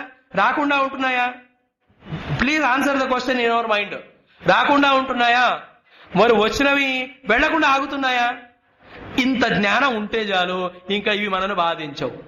మాత్రా స్పర్శాః శీతోష్ణ సుఖ దుఃఖదాః అంటే శీత ఉష్ణములు అనే మాత్రా స్పర్శలు ఏవైతే మనకు సుఖ దుఃఖాలను ఇస్తూ ఉన్నాయో వీటి గురించి మీకు 2 మాత్రమే, 3 కూడా కాదు, 2 అవగాహనలు, 2 కన్విక్షన్స్ గా ఉన్నాయనుకోండి, ఇంకా మీరు మోహంలో ఉండరు. జ్ఞానం ఉంది కనుక మోహం లేదు కనుక అవి ఏడిపించవు, అవి ఏడుస్తూ వెళ్ళిపోతాయి మీ దగ్గర నుంచి. రెండేమిటి? ఒకటేమిటి? ఆగమాహ అపాయినః. ఇది దృఢంగా అర్థం చేసుకోండి. అవి మీరు ఆపుదామంటే వచ్చేస్తాయి. వచ్చిన తర్వాత పొమ్మంటే మీరు పొమ్మని అనుకున్నా, ఎంత ఆపుదామనుకున్నా ఆగవు, అవి వెళ్ళిపోతాయి. ఆగమాహ అంటే అపాయినః. తో సుఖము వస్తుంది అడగకుండానే. ఎంతో మంది ప్రేమించడాలు ఆరు మన అనుకున్న విజయాలు సాధించడం అవుతుంది. అలాగే దుఃఖాలు వస్తున్నాయి. ఆగమాహ. భాగవతంలో మీరు విన్నారు, మొన్న అక్కడ వచ్చారు, తల్లభ్యతే దుఃఖవదన్యత సుఖం విందేత జీవ అని చక్కని ఉపదేశం ఉంటుంది. ఎప్పుడైనా మనం దుఃఖాలు రావాలని కోరుతామా? కోరకున్న వాడందరూ వస్తున్నాయా? వస్తున్నాయి కదా, వేటికి అనుగుణంగా వస్తున్నాయి, మన ప్రారంధానికి అనుగుణంగా కదా. అక్కడ భాగవతంలో అదే చెప్తారు, ఎలా నువ్వు కోరకుండానే దుఃఖాలు వస్తున్నాయో మై డియర్ ఫ్రెండ్, సుఖాలు కూడా కోరకుండానే వస్తాయి. కనుక సుఖాలు పొందాలి, దుఃఖాలు వదిలించుకోవాలనే వ్యర్థ ప్రయత్నాన్ని పక్కన పెట్టి పరమాత్మను పొందే ప్రయత్నం చేయని అక్కడ చెప్తాడు. ఇది అర్థమైందంటే ఇంకా క్లాసులకి రాక్కర్లా, మనం అక్కడ కూర్చొని ఏం చేయాలో చేస్తాము, ఏది పొందాలో పొందేస్తాము. దాని ఫస్ట్ పాయింట్ ఏమిటి, ఆగమాహ అపాయినః, అవి వస్తాయి అవి వెళ్ళిపోతాయి. సుఖాలు రావాలని టెన్షన్ పడక్కర్లా, పుణ్యం చేస్తే సుఖం వస్తుంది. దుఃఖాలు వద్దు అనుకుంటే టెన్షన్ పడక్కర్లా, పాపాలు ఆపేస్తే దుఃఖాలు రావు. మన ప్రపంచంలో ఇదొక ప్రాబ్లం ఉందా లేదా, సుఖ ఫలితాన్ని కాదు పుణ్య ఫలాన్ని కోరుతాం గాని పుణ్యం చేయాలనుకోము, పాప ఫలాన్ని వద్దంటాం గాని పాపం చేయకుండా వదలవు. ఎలా నడుస్తుందండి ఇది ప్రపంచం? పుణ్యఫలము సుఖము, సుఖం కావాలి పుణ్యం చేయండి, చచ్చిన చేయం. పాప ఫలం దుఃఖము, పాపాలు వదిలేయండి, చస్తాంగానే వదలవు, మరి దుఃఖాలు వస్తాయి అక్కడ. తో ఆగమాహ అపాయినః, నువ్వు చూడ చాలా మంచి పాయింట్. మీరు నేనే కాకుండా పుట్టిన ప్రతి జీవరాశికి ఇవన్నీ వచ్చాయా లేదా సుఖ దుఃఖాలు? చెప్పండి అమ్మా. మరి ఎంతమంది గురువులు ఋషులు మహానుభావులై ఆధ్యాత్మిక జ్ఞానాన్ని పొంది తరించి అందరికి చెప్పినా వాళ్ళకి కూడా సుఖాలు వచ్చాయా లేదా చెప్పండి? ప్రారంధవశాత్తు వచ్చాయి. గురువు కూడా ప్రారంధం ఉంటుందా సార్? ఉంటుంది. ఏంటా ప్రారంధం పేరు? శిష్యుడు. అంతే కదా, అంతా చెప్పింది విని అర్థమైందా అంటే అర్థమైందని చెప్పి కరెక్ట్ గా ఆపోజిట్. ఒక చోట ఇలాగే క్లాస్ లో గురుగారు చాలా ఏకాగ్రతతో ప్రేమతో సత్యహరిశ్చంద్రుడికి కథ చెప్పాడండి. ఏ టు జెడ్ మొత్తం పాఠం చెప్పి పిల్లల్ని అడిగాడంట, ఏరా విన్నారా? అర్థమైందా? అర్థమైంది. ఏం నేర్చుకున్నారా అంటే పిల్లలందరూ చేతితే అందులో ఒకటి చాలా సీరియస్ గా స్మార్ట్ గా ఇంటెలిజెంట్ గా అనిపించాడు గురువుకి. చలో వీడిని అడిగితే కరెక్ట్ ఆన్సర్ ఇస్తాడని చెప్పరా నీకేం అర్థమైందంటే వాడు అన్నాడంట, సత్య హరిశ్చంద్రుడి వలె సత్యము చెప్పినచో ఎన్నో కష్టాలు వచ్చును. ఇలాంటి గురువులు శిష్యుడికి ప్రారంధాలు. సో ఇలా గురువులే కాకుండా పరమాత్మ అవతారంగా వచ్చినప్పుడు కూడా వాళ్ళకు కూడా సుఖ దుఃఖాలు వచ్చాయా లేదా చెప్పండి అమ్మా. కృష్ణుడుగా అవతరించినప్పుడు ఆయన్ని ప్రేమించిన వాళ్ళకంటే ఆయనతో పోట్లాడే వాళ్ళే ఎక్కున్నారు. అలాగే రాముడుగా వచ్చినప్పుడు అందరూ ఆయన ప్రేమించారా? ఒక పెద్ద జనాభా ఉంది కదా, రాక్షసులంతా రావణాసురులంతా, they also hated everybody. As long as they have the body they have to go through these pairs of opposite. ఈ ద్వంద్వాలు ఎప్పుడూ వస్తూనే ఉంటాయి. అవి వస్తాయి, ఉండకుండా వెళ్ళిపోతాయి. వచ్చినప్పుడు కొంచెం నిబ్బరంతో మనస్సును పరమాత్మ వైపు పెట్టండి, అవి వెళ్ళిపోతాయి. వాటికి ఇంపార్టెన్స్ ఇస్తే ఉంటే పర్మనెంట్ గా ఉండిపోతాయి. సుఖాలైనా దుఃఖాలైనా గెస్ట్ గా వస్తాయి, లేదా హోస్ట్ అయిపోయి నెత్తినెక్కి కూర్చుంటాయి. ఇంత బార్గెన్ ఏమవుతుంది? ఏ పర్పస్ కై మనిషిగా వచ్చామో పరమాత్మను పొందడానికి, అది మన నుండి దూరం వెళ్ళిపోతుంది. Therefore, మాత్రా స్పర్శాస్తు కౌంతేయ శీతోష్ణ సుఖ దుఃఖదాహ ఆగమాహ అపాయినః అనిత్యాహ, ఇవి నిత్యం కాదు, వెళ్ళిపోతాయి. మరి ఏం చేయాలయ్యా అలా వచ్చినప్పుడు? రెండవ సాధన చెప్తున్నాడు, తాన్ తితిక్షస్వ. హే భారత, నువ్వు భారతీయుడు అవుతే, నువ్వు ఇండియన్ అవుతే నువ్వు తితిక్షను డెవలప్ చేసుకో. ఎంత తితిక్ష, పర్వేరెన్స్, పేషెన్స్, ఫార్టిట్యూడ్ ఎక్కువగా ఉంటాయో అంత పెద్ద సమస్యలు కూడా చిన్న అయిపోతాయి. అవునా కదా? చాలా శారీరక స్థితిలో తితిక్ష ఉన్నవాడికి విజయవాడలో ఎండలు 52 డిగ్రీలు వచ్చినా సరే కంప్లైంట్ చేస్తాడా చెప్పండమ్మా? అదే జనవరి డిసెంబర్ నెలలో టెంపరేచర్ తగ్గిపోయింది అనుకోండి, హీ విల్ నాట్. ఎందుకు? తితిక్ష నేర్చుకున్నాడు కనుక. ఇది శారీరకమైన తితిక్ష. అన్ని ఇంద్రియాల పట్ల కూడా తితిక్ష రావాలి. అలా లేనివాడు 1 డిగ్రీ పెరగగానే ఓమో టెంపరేచర్ పెరిగిపోయింది, నేను మండిపోతా అని మండిపోతూనే ఉంటాడు. అలాగే 1 డిగ్రీ తప్పగానే ఇంకా బొంతలన్నీ కప్పుకొని క్లాస్కి వస్తాడు, అవును స్వామి పడుకోవడానికి వచ్చాను అన్నట్టుగా. అదే మీరు నార్త్ ఇండియాలో చూడండి, అక్కడ టెంపరేచర్ -2 -3కి వెళ్ళిపోతుంది. వాళ్ళు అప్పుడు కూడా కొందరు హాఫ్ షర్ట్ వేసుకొని తిరుగుతుంటారు. అంటే ఫిజికల్ లెవెల్ వీఆర్ టెలింగ్. మనకు తితిక్ష లేదు కనుక చిన్న సమస్య, అది ఫిజికల్ అవ్వచ్చు, సిచ్యువేషనల్ అవ్వచ్చు, సక్సెస్ ఆర్ ఫెయిల్యూర్ అవ్వచ్చు, సంబడీస్ ఇన్సల్ట్ ఫెయిల్యూర్ అవ్వచ్చు, అది ఎంత పెద్దగా ఉంటుందో తితిక్ష ఉన్నవాడు ఆనేదో జానేదో అంటాడు. తాం తితిక్షస్వ. తితిక్ష కాకుండా మనం ఏం చేయలేం. తితిక్ష అంటే ఏమిటో కృష్ణుడికి చెప్పే టైం లేదు, ఎందుకంటే గీత అక్కడ యుద్ధ క్షేత్రంలో జరుగుతుంది. మనకి శంకరాచార్య వారు వివేక చూడమలో చెప్తారు, సహనం సర్వదుఃఖానాం అప్రతీకార పూర్వకం చింతా విలాపరహితం సా తితిక్ష నిగద్యతే.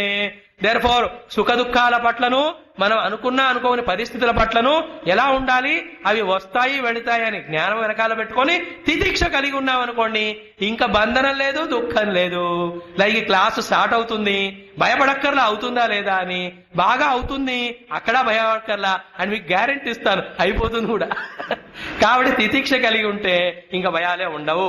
నువ్వు దాన్ని మనకు జస్టిఫై చేస్తూ ఏమన్నాడు ఇక్కడ చూడండి, ఏ వ్యక్తినైతే ఈ యొక్క సుఖ దుఃఖాలు శీతోష్ణాలు అతని యొక్క సమత్వం వలన డిస్టర్బ్ చేయకుండా ఉంటాయో ఆ వ్యక్తి అంచెలంచెలుగా మనస్సును ఏకాగ్రం చేసుకుంటూ గురువు ఇచ్చినటువంటి ఆత్మోపదేశాన్ని విని ధ్యానం ద్వారా తన స్వరూపాన్ని పొందగలుగుతాడు గనుక అతను అమృతత్వాన్ని పొందుతాడు అని చెప్పాడు. అంటే అర్జునుడు మృత్యు గురించి మాట్లాడుతున్నాడు గనుక కౌంటర్ ఇవ్వాలి కదా, నీకు మృత్యువు లేని అమృతత్వం వస్తుంది అర్జున, ఈ విధంగా తితిక్ష కలిగి ఉన్నచో. Therefore at almost all levels కృష్ణుడు ఆన్సర్ ఇచ్చినట్టే అయింది. దాన్ని కొంచెం ఎలాబొరేట్ చేస్తూ మనకి 16వ శ్లోకంలో దీని సమ్మరీ చెప్తాడు. సో ఒక శ్లోకంలోనేమో మనకి ఏం చెప్పాలనుకున్నాడో చెప్పాలి, 3-4 శ్లోకాల్లో దాన్ని డీటెయిల్ చేయాలి, చివరి తర్వాత శ్లోకంలో దాన్ని సమరైజ్ చేయాలి. సో ఇప్పటిదాకా చెప్పిన దాని సమరీ ఏమిటి, 16వ శ్లోకంలో ఉంటుంది. ఏమిటది, నాసతో విద్యతే భావ నా అభావ విద్యతే అసతః సతః ఉభయోరపి దృష్టోంతః త్వనయోః తత్వదర్శిభిః.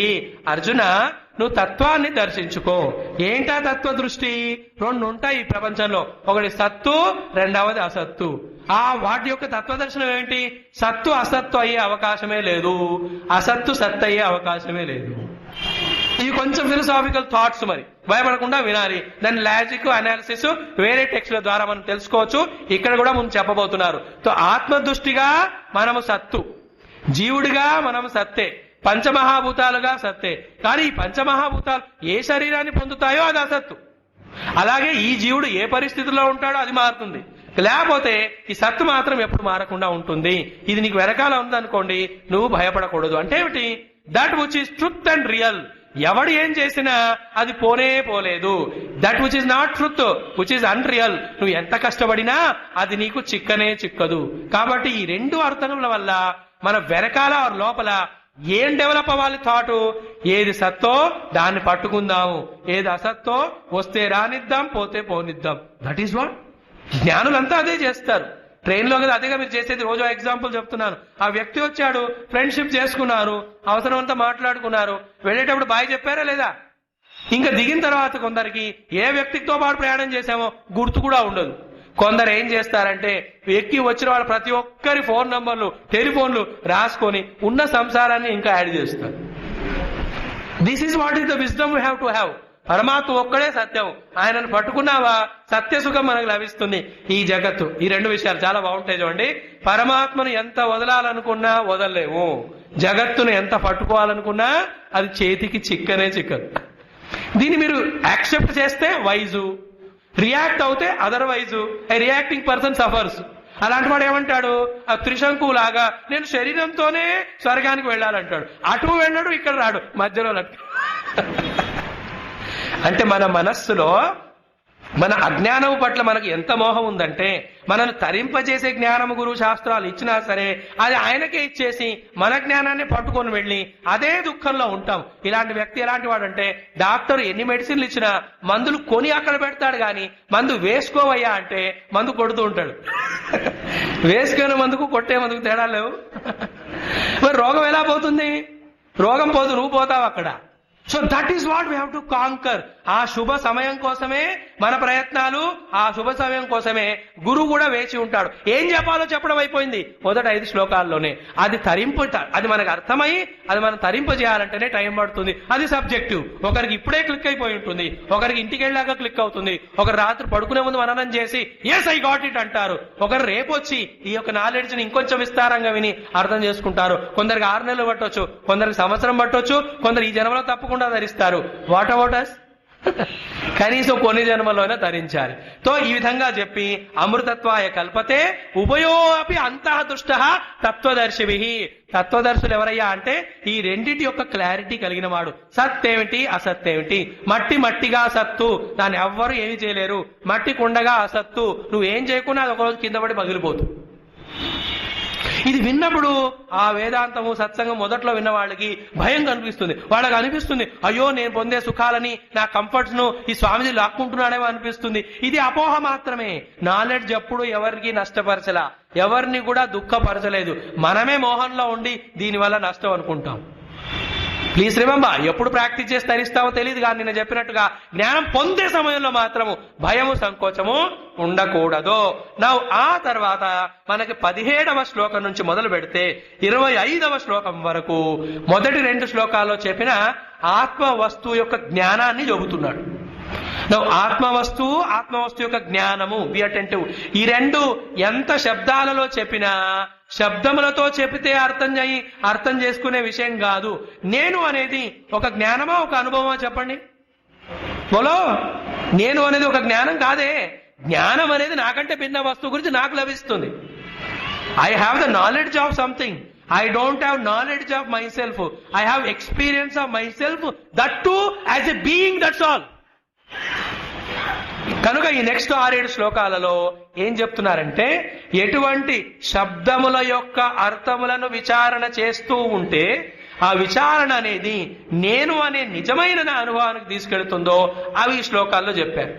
మరి ఈ ఒక్కదానికే మనకు 7-8 days పడతాయి. మరి చాలా శాస్త్రాలు ఉపనిషత్తులు ఆధారంగా చేసుకొని ఉన్న కొద్ది సమయంలో సమ్మరి మాత్రం చెప్పుకుందాం. చూడండి ఏమన్నాడు ఇక్కడ, అవినాశిత్తు తద్విద్ధి ఏన సర్వమిదం తతం వినాశం అవ్యస్యాస్య న కశ్చిత్ కర్తుమర్హతి. అర్జున, వినాశమయ్యే నామరూపాలు ముందు ఒకటి ఉన్నాయి. ఆ నామరూపాలు ఏవైతే వినాశం అవుతున్నాయో దానిలోనే కూర్చుంటూ దాన్ని సపోర్ట్ చేస్తూ ఎప్పుడూ వినాశం కాని లోపల తత్వం ఒకటి ఉన్నది. దాన్ని ఎవడూ నాశనం చేయలేడు. కుండ ఎవరైనా పగలగొట్టగలరు, మట్టిని ఎవరైనా నాశనం చేయగలరా? ఇలాగే ఈ ప్రపంచంలోని నామరూపాలు మీరు నేను లేకుంటే పరమాత్మ ప్రళయంలోకి తీసుకెళ్ళగలగానే దీనికి కారణమైన తత్వం మాత్రము ఎప్పుడు పోకుండా ఉంటుంది. ఇది మొదట మనం నేర్చుకోవాల్సింది. ఏమిటది? There is one truth, one reality which is permeating everywhere. జాగ్రత్తగా వినాలి. ఆ అంతటా వ్యాపించిన ఆ తత్వము అన్ని నశించినా అది మాత్రం నశించదు. అంటే బల్బు పగిలిపోయినా, అందులో ఫిలమెంట్ పోయినా, ఆ ఫిలమెంట్ పాడైపోయి అందులో వెలుగు పోయినా వెనకాల ఎలక్ట్రిసిటీ ఉంటుందా లేదా? చెప్పండి అమ్మా, డౌట్ ఉంటే వెళ్ళి పట్టుకోండి. ఇప్పుడు కాదు, ఇంటికి వెళ్ళి చక్కగా తెలుస్తుంది. దాన్ని ఎలక్ట్రిసిటీ యోగా అంటారు. సో ఈ విధంగా అక్కడ ఏమన్నాడు ఫస్ట్ శ్లోకంలో, ఏన సర్వమిదం తతం అనే సెంటెన్స్ గీతలో 3 సార్లు వస్తుంది. ఇక్కడ మధ్యలో చివరిలో ఒక తత్వం ద్వారా అంతా వ్యాపించి ఉన్నాయని, దాన్ని ఎవరు నాశనం చేయలేరు. నువ్వు శరీరాన్ని చంపగలవు కానీ లోపల పరమాత్మను ఎవరు చంపలేరని తెలుసుకోవాలి. మరి ఈ పరమాత్మ దృష్టితో ఈ శరీరాల గురించి ఏమర్థం చేసుకోవాలి? 18లో చెప్పాడు చూడండి, అంతవంతా ఇమే దేహా నిత్యస్యోక్త శరీరిణ అనాశిన అప్రమేయస్య. సో అనాశి అప్రమేయుడు, ఎటువంటి నాశనము పొందలేనటువంటి, ఏ యొక్క పరికరాల ద్వారా కూడా తెలుసుకోలేనటువంటి పరమాత్మ ఇవన్నీ దేహాలు. అంటే కొంచెం సూక్ష్మంగా వినాలి. ఇది క్లిక్ అయిన వాళ్ళు అదృష్టవంతులు. నీళ్లు ఉన్నాయి, అలలు ఉన్నాయి కదా. అలలు నీళ్లు ఒకే చోట ఉన్నాయి కదా. అలలలో నీళ్లున్నాయా, నీళ్లలో అలలున్నాయా? రెండు కరెక్టే. అలలలో నీళ్లున్నాయని స్థూల దృష్టి, నీళ్లలో అలలున్నాయని దృష్టి, సూక్ష్మమైన దృష్టి. ఎవరు నీళ్లు అవినాశి కదా, అవునా కదా? మరి నీళ్లలో ఉన్న అలలు వినాశి కదా. అంటే ఆ నీళ్లకే షేప్స్ వస్తున్నాయి. చిన్న అల, పెద్ద అల అంటావా లేదా? So ripples are there, bubbles are there, foam is there, froth is there, tides are there, waves are there, riverness is there, oceanness is there, cloudness is there. ఇన్ని forms water కు ఉన్నాయా లేదా? ఒక్కో చోట ఒక్కొక్క పేరు, ఒక్కొక్క చోట ఒక్కొక్క రకంగా దాన్ని ఉపయోగిస్తాము. ఇవన్నీ మారుతాయా లేదా? నీళ్ళకి మళ్ళీ నీళ్లు మారుతాయా? నీటికే ఉన్న నామరూపాలు మారుతున్నాయి, నీళ్లు మారవు. తత్వము యొక్క నామరూపాలు మారొచ్చు, తత్వము మారదు బాస్. కాబట్టి తత్వాన్ని తెలుసుకోవాలంటే ఏమిటి? మారుతున్న నామరూపాలని పక్కన పెడుతూ ఉంటే మారినటువంటి తత్వాన్ని మనలో మనముగా మనం తెలుసుకోవచ్చు. ఇది చాలా పెద్ద సెంటెన్స్, ఒక్క లైన్లో చెప్పే సాహసం చేస్తున్నాం మనం. అదే ఇక్కడ మనకి చెప్పాడు, అంతవంత ఇమే దేహ. అలను మీరు ఎంత ట్రై చేసినా ఆగదు. నీళ్లు మీరు ఎంత ట్రై చేసినా పోవు. శరీరాన్ని ఎంత ట్రై చేసినా ఆగదు. ప్రపంచమే ఒక ప్రళయంలో మొత్తం పోగా లేనిది మనం ఉంటామో చెప్పండి? ఇది ఇన్ఎవిటబిలిటీ. అంటే అయ్యేదాన్ని అవుతుంది అని యాక్సెప్ట్ చేయడము, ఎప్పుడు ఉండేదాన్ని ఉంటుందని పట్టుకోవడం, ఇదే ముక్తి. ఎందుకంటే పెద్ద చేయాల్సింది పొందాల్సింది లేదు. ఇందులో దృఢపడాలి జ్ఞానంలో. తర్వాత ఈ దృష్టితో 19వ శ్లోకంలో అర్జునుడిని చెబుతున్నాడు కృష్ణుడు. ఏమిటిట? ఏనం వేతి హంతారం యశ్చ ఏనం హతం మన్యతే ఉభౌతో న విజానీతః న అయం హంతి న హన్యతే.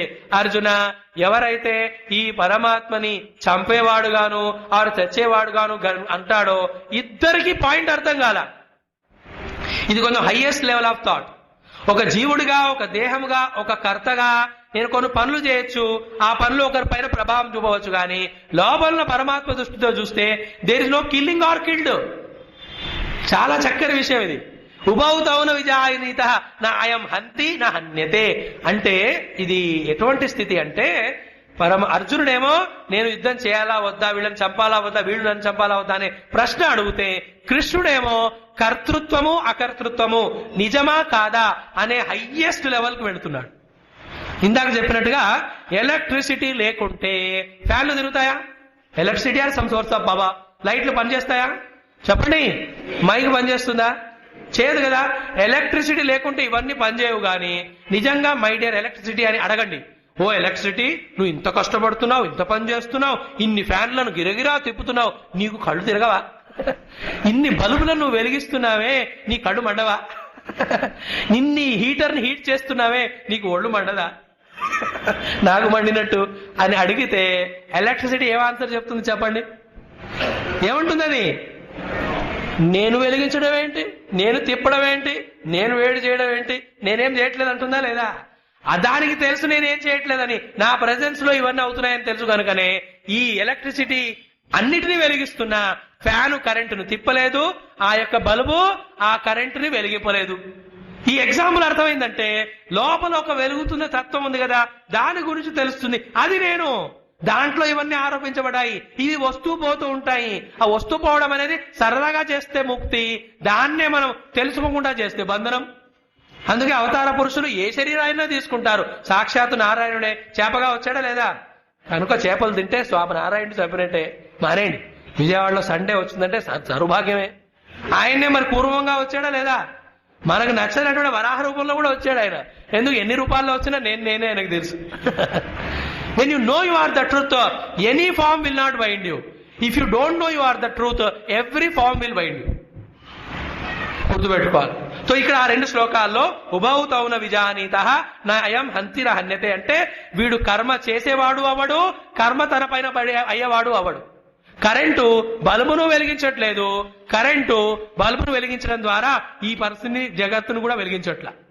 అలా నిజంగా చేసేది ఉంటే ఎక్కడెక్కడైతే కరెంటు వ్యాపిస్తుందో అంతటా ఉండాలిగా. ఎలక్ట్రిసిటీ యొక్క ఎగ్జిస్టెన్స్ ఒకటి, దాని కండిషనల్ ఎక్స్ప్రెషన్ వేరు. ఇక్కడ బల్బు పెట్టిన చోట బల్బు తీసి ఫ్యాన్ పెడితే తిరగదా? It depends on the equipment, it is not on the reality. Reality is electricity. అలాగే లోపల ఒక తత్వాన్ని ఉంది, ఆ దృష్టికి మనం ఎదగగలుగుతూ అదిగా జీవించగలిగితే ఈ జగత్తు ఒక ఆట మాత్రమే. It is world is a ground, play ground, play, enjoy and go away. ఇక్కడ జయాపజయాలు, లాభ నష్టాలు ఇవన్నీ కూడా at the end of the day they are neutral only.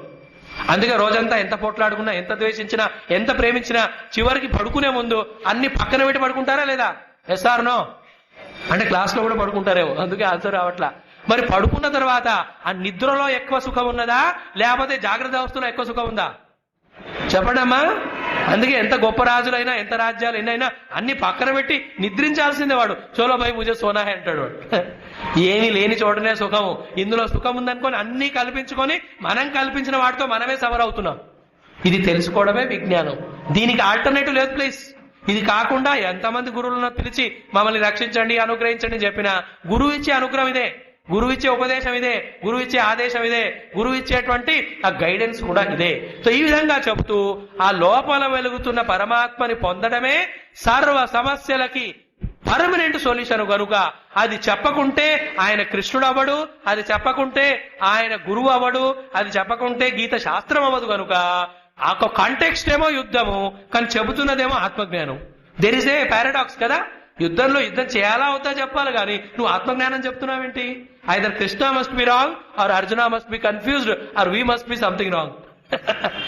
ఎందుకంటే కృష్ణుడికి తెలుసు చివరి జ్ఞానం ఇవ్వకపోతే ఈ శాస్త్రం ఎలా అవుతుంది?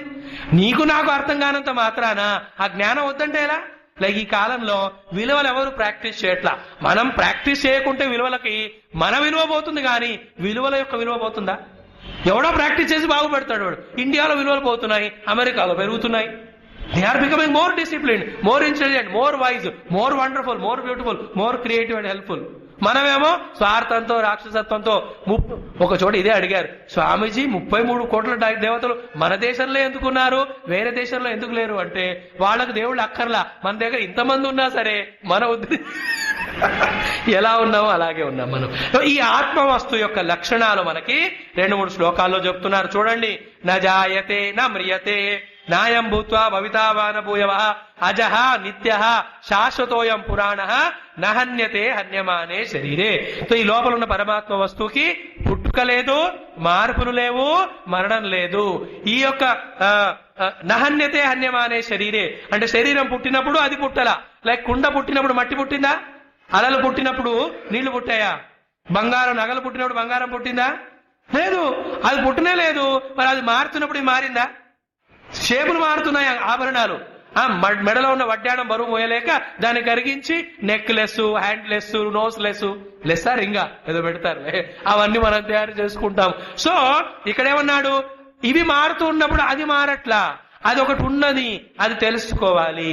అదే మనలో వెలుగుతూ ఉన్నది. ఆ నేను అనేవాడు శరీరం మారినా వాడు మారట్లే. అందుకే చిన్న పిల్లవాడు కూడా నేను నేను అంటాడా లేదా, మరి యంగ్ ఏజ్ లో ఉన్నవాడు కూడా నేను నేను అంటాడా లేదా, మధ్య అవస్థలో ఉన్నవాడు నేను నేను, ఓల్డ్ కూడా నేను నేను. ఆ నేను దేంతో తాదాత్మ్యం పొందుతుందో దాన్ని బట్టి ఆ నేను అహంకారమా ఆత్మవస్తు అది మారుతుంది. బట్ నహన్యతే హన్యమానే శరీరే అంటే ఇన్ ద కంటెక్స్ట్ లో, ఏది యుద్ధ క్షేత్రంలో ఈ యొక్క జ్ఞానము మేబీ ఇర్రెలవెంట్ అనిపించవచ్చు కానీ ఈ యుద్ధం మళ్ళీ మళ్ళీ రాకుండా చేసే ఈ జ్ఞానమే మోక్షాన్ని ఇచ్చే జ్ఞానం. నహన్యతే హన్యమానే శరీరే దేర్ఫోర్ వేదావినాశనం నిత్యం ఏవమజమవ్యయం కథం స పురుష పార్థ కం ఘాతయతి హంతికం. ఎవడైతే పరమాత్మ వస్తువులు తెలుసుకుంటాడో ఆ తర్వాత వీడు ఘాతయతి కాడు, హంతా కాడు. He will neither be killer nor killed. He is neither doer nor the one on whom the action is falling. మరి ఇవన్నీ ఎందుకు జరుగుతున్నాయి? ఆట. మరి ఆట నన్ను ఎందుకు బంధిస్తుంది? అన్ని ఆటలు కూడా ఆడుకోవడానికి వచ్చాయా లేదా, మెల్లిమెల్లిగా జయాపజయాలు ఇంపార్టెంట్ అయిపోయా లేదా, ఆ తర్వాత గెలవడానికి ఏ స్టెప్ అయినా వేయడానికి వాళ్ళు వెనకడుతున్నారా? ఎన్ని జరుగుతున్నాయి స్పోర్ట్స్ లో ఇప్పుడు, బెట్టింగ్ అంట, ఆ తర్వాత గ్యాంబ్లింగ్ అంట, అన్ని అవట్లా. ఊరికే ఆడుకోవడానికి వచ్చిన ఆట కాస్త ప్రాణం తీయడానికి వచ్చిందా లేదా? మొన్నటి న్యూస్ ఆ టెన్నిస్ లో ఎన్ని రకాలుగా 2006 నుంచి ఇప్పటి వరకు all the matches are fixed అట. You all know all this more than me. ఆ ఎగ్జాంపుల్ చెప్తే టైం లేదు కనుక ఓన్లీ మీకు సబ్జెక్టే చెప్తున్నాను నేను. సేమ్ వే లైఫ్ అనేది మన ఆట. ఇది జగన్ నాటకం కదా, నాటకానికి ఆయన సూత్రధారి కదా, మనమంతా పాత్రలం కదా. మన పాత్రను చక్కగా పోషిస్తూ ఆనందంగా రావాలి, ఆనందంగా ఉండాలి, ఆనందంగా పోవాలి. We are making a prestige, we are creating issues, therefore we are suffering. ఇదే లోకంలో ఉండి ఈ పరిస్థితులనే తమకు బంధంగా చేసుకున్న వాళ్ళు ఉన్నారు. ఇక్కడే ఉండి ఈ పరిస్థితులనే తమకు ఆనందంగా చేసుకున్న వాళ్ళు ఉన్నారు. బాధ్యులు ఎవరు? ఈ ఉన్నవంద మీ వాళ్ళలోనే ఈ క్లాసు బాగుందని ఎంజాయ్ చేస్తున్న వాళ్ళు లేరా? కనీసం ఒక్కరైనా ఉన్నారు, నేనే. మరి ఇదే బాధపడుతూ వింటున్న వాళ్ళు లేరా? అయ్యో అర్థం అవ్వట్లేదు అనే వాళ్ళు లేరా? ఎప్పుడైపోతుందా అని లేరా? ఇది నాపై ఆధారపడి ఉందా, లెక్చర్ పై ఆధారపడి ఉందా? అది ఎవరి పట్ల వాళ్ళకే ఉంది. అది we are creating hell in this world, we only can create a heaven in this world, we can transcend hell and heaven in this very world. మన చేతిలోనే ఉంది అని చెప్పి 22వ శ్లోకంలో మళ్ళోసారి వాసాంశ జీర్ణాన్ని తావా నవాని గృహ్ణాతి. ఎలాగైతే ఓల్డ్ క్లోత్స్ ని మనం వదిలేసి మళ్ళీ కొత్తవి వేసుకుంటామో, ఈ ఎగ్జాంపుల్ కూడా పాపం కృష్ణుడికి తెలీదు, తప్పు ఎగ్జాంపుల్ ఇస్తున్నాడు. మనం ఓల్డ్ క్లోత్సే వేసుకుంటూ ఉంటాము, కొత్తవేమో ఎవరికి ఇవ్వవు. అందుకే కోడలికేమో కోపం వస్తూ ఉంటుంది. అత్తని చూసి 3 అలమార్లు చీరలు ఉన్నాయి, ఒక్కటి కూడా ఇవ్వదేంటి స్వామిది, ఇవ్వమని చెప్పొచ్చు కదా అని మాకు చెప్తారు. చెప్పామనుకోండి అత్త రేపు క్లాస్కి మళ్ళీ రాదు. అందుకని ఓకే అని చెప్తాము, అత్తకు మాత్రం ఇవ్వద్దని. పాయింట్ అత్త కోడలు కాదు, చీరలు కాదు, భగవద్గీత తినడానికి ఎవరో కావాలి, నాకది.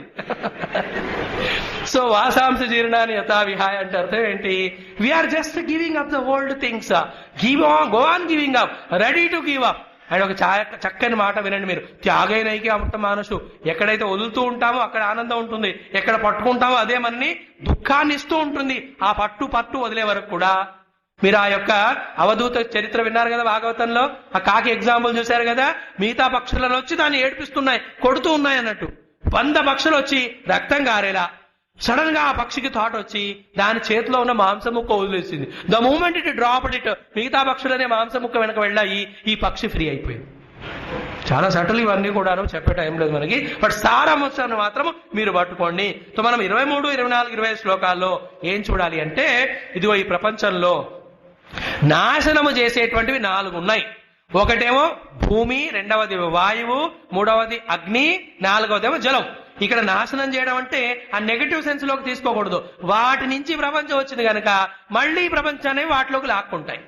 ఈ 4 ఏవైతే ఉన్నాయో, ఇంకా 5వది ఒక శస్త్రాలు కూడా. శస్త్రాలు, అగ్ని, వాయువు ఇవన్నీ నామరూపాత్మకమైన ఈ జగత్తును నాశనం చేయగలవు గాని పరమాత్మని మాత్రం టచ్ చేయలేవు.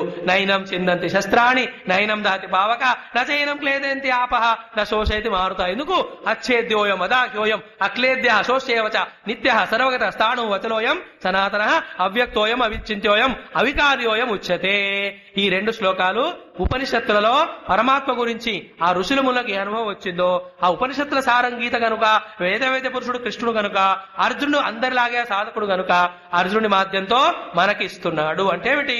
లోపలున్న పరమాత్మ వస్తువుని ఏ యొక్క కారణాలు కూడా నశింపచేయలేవు.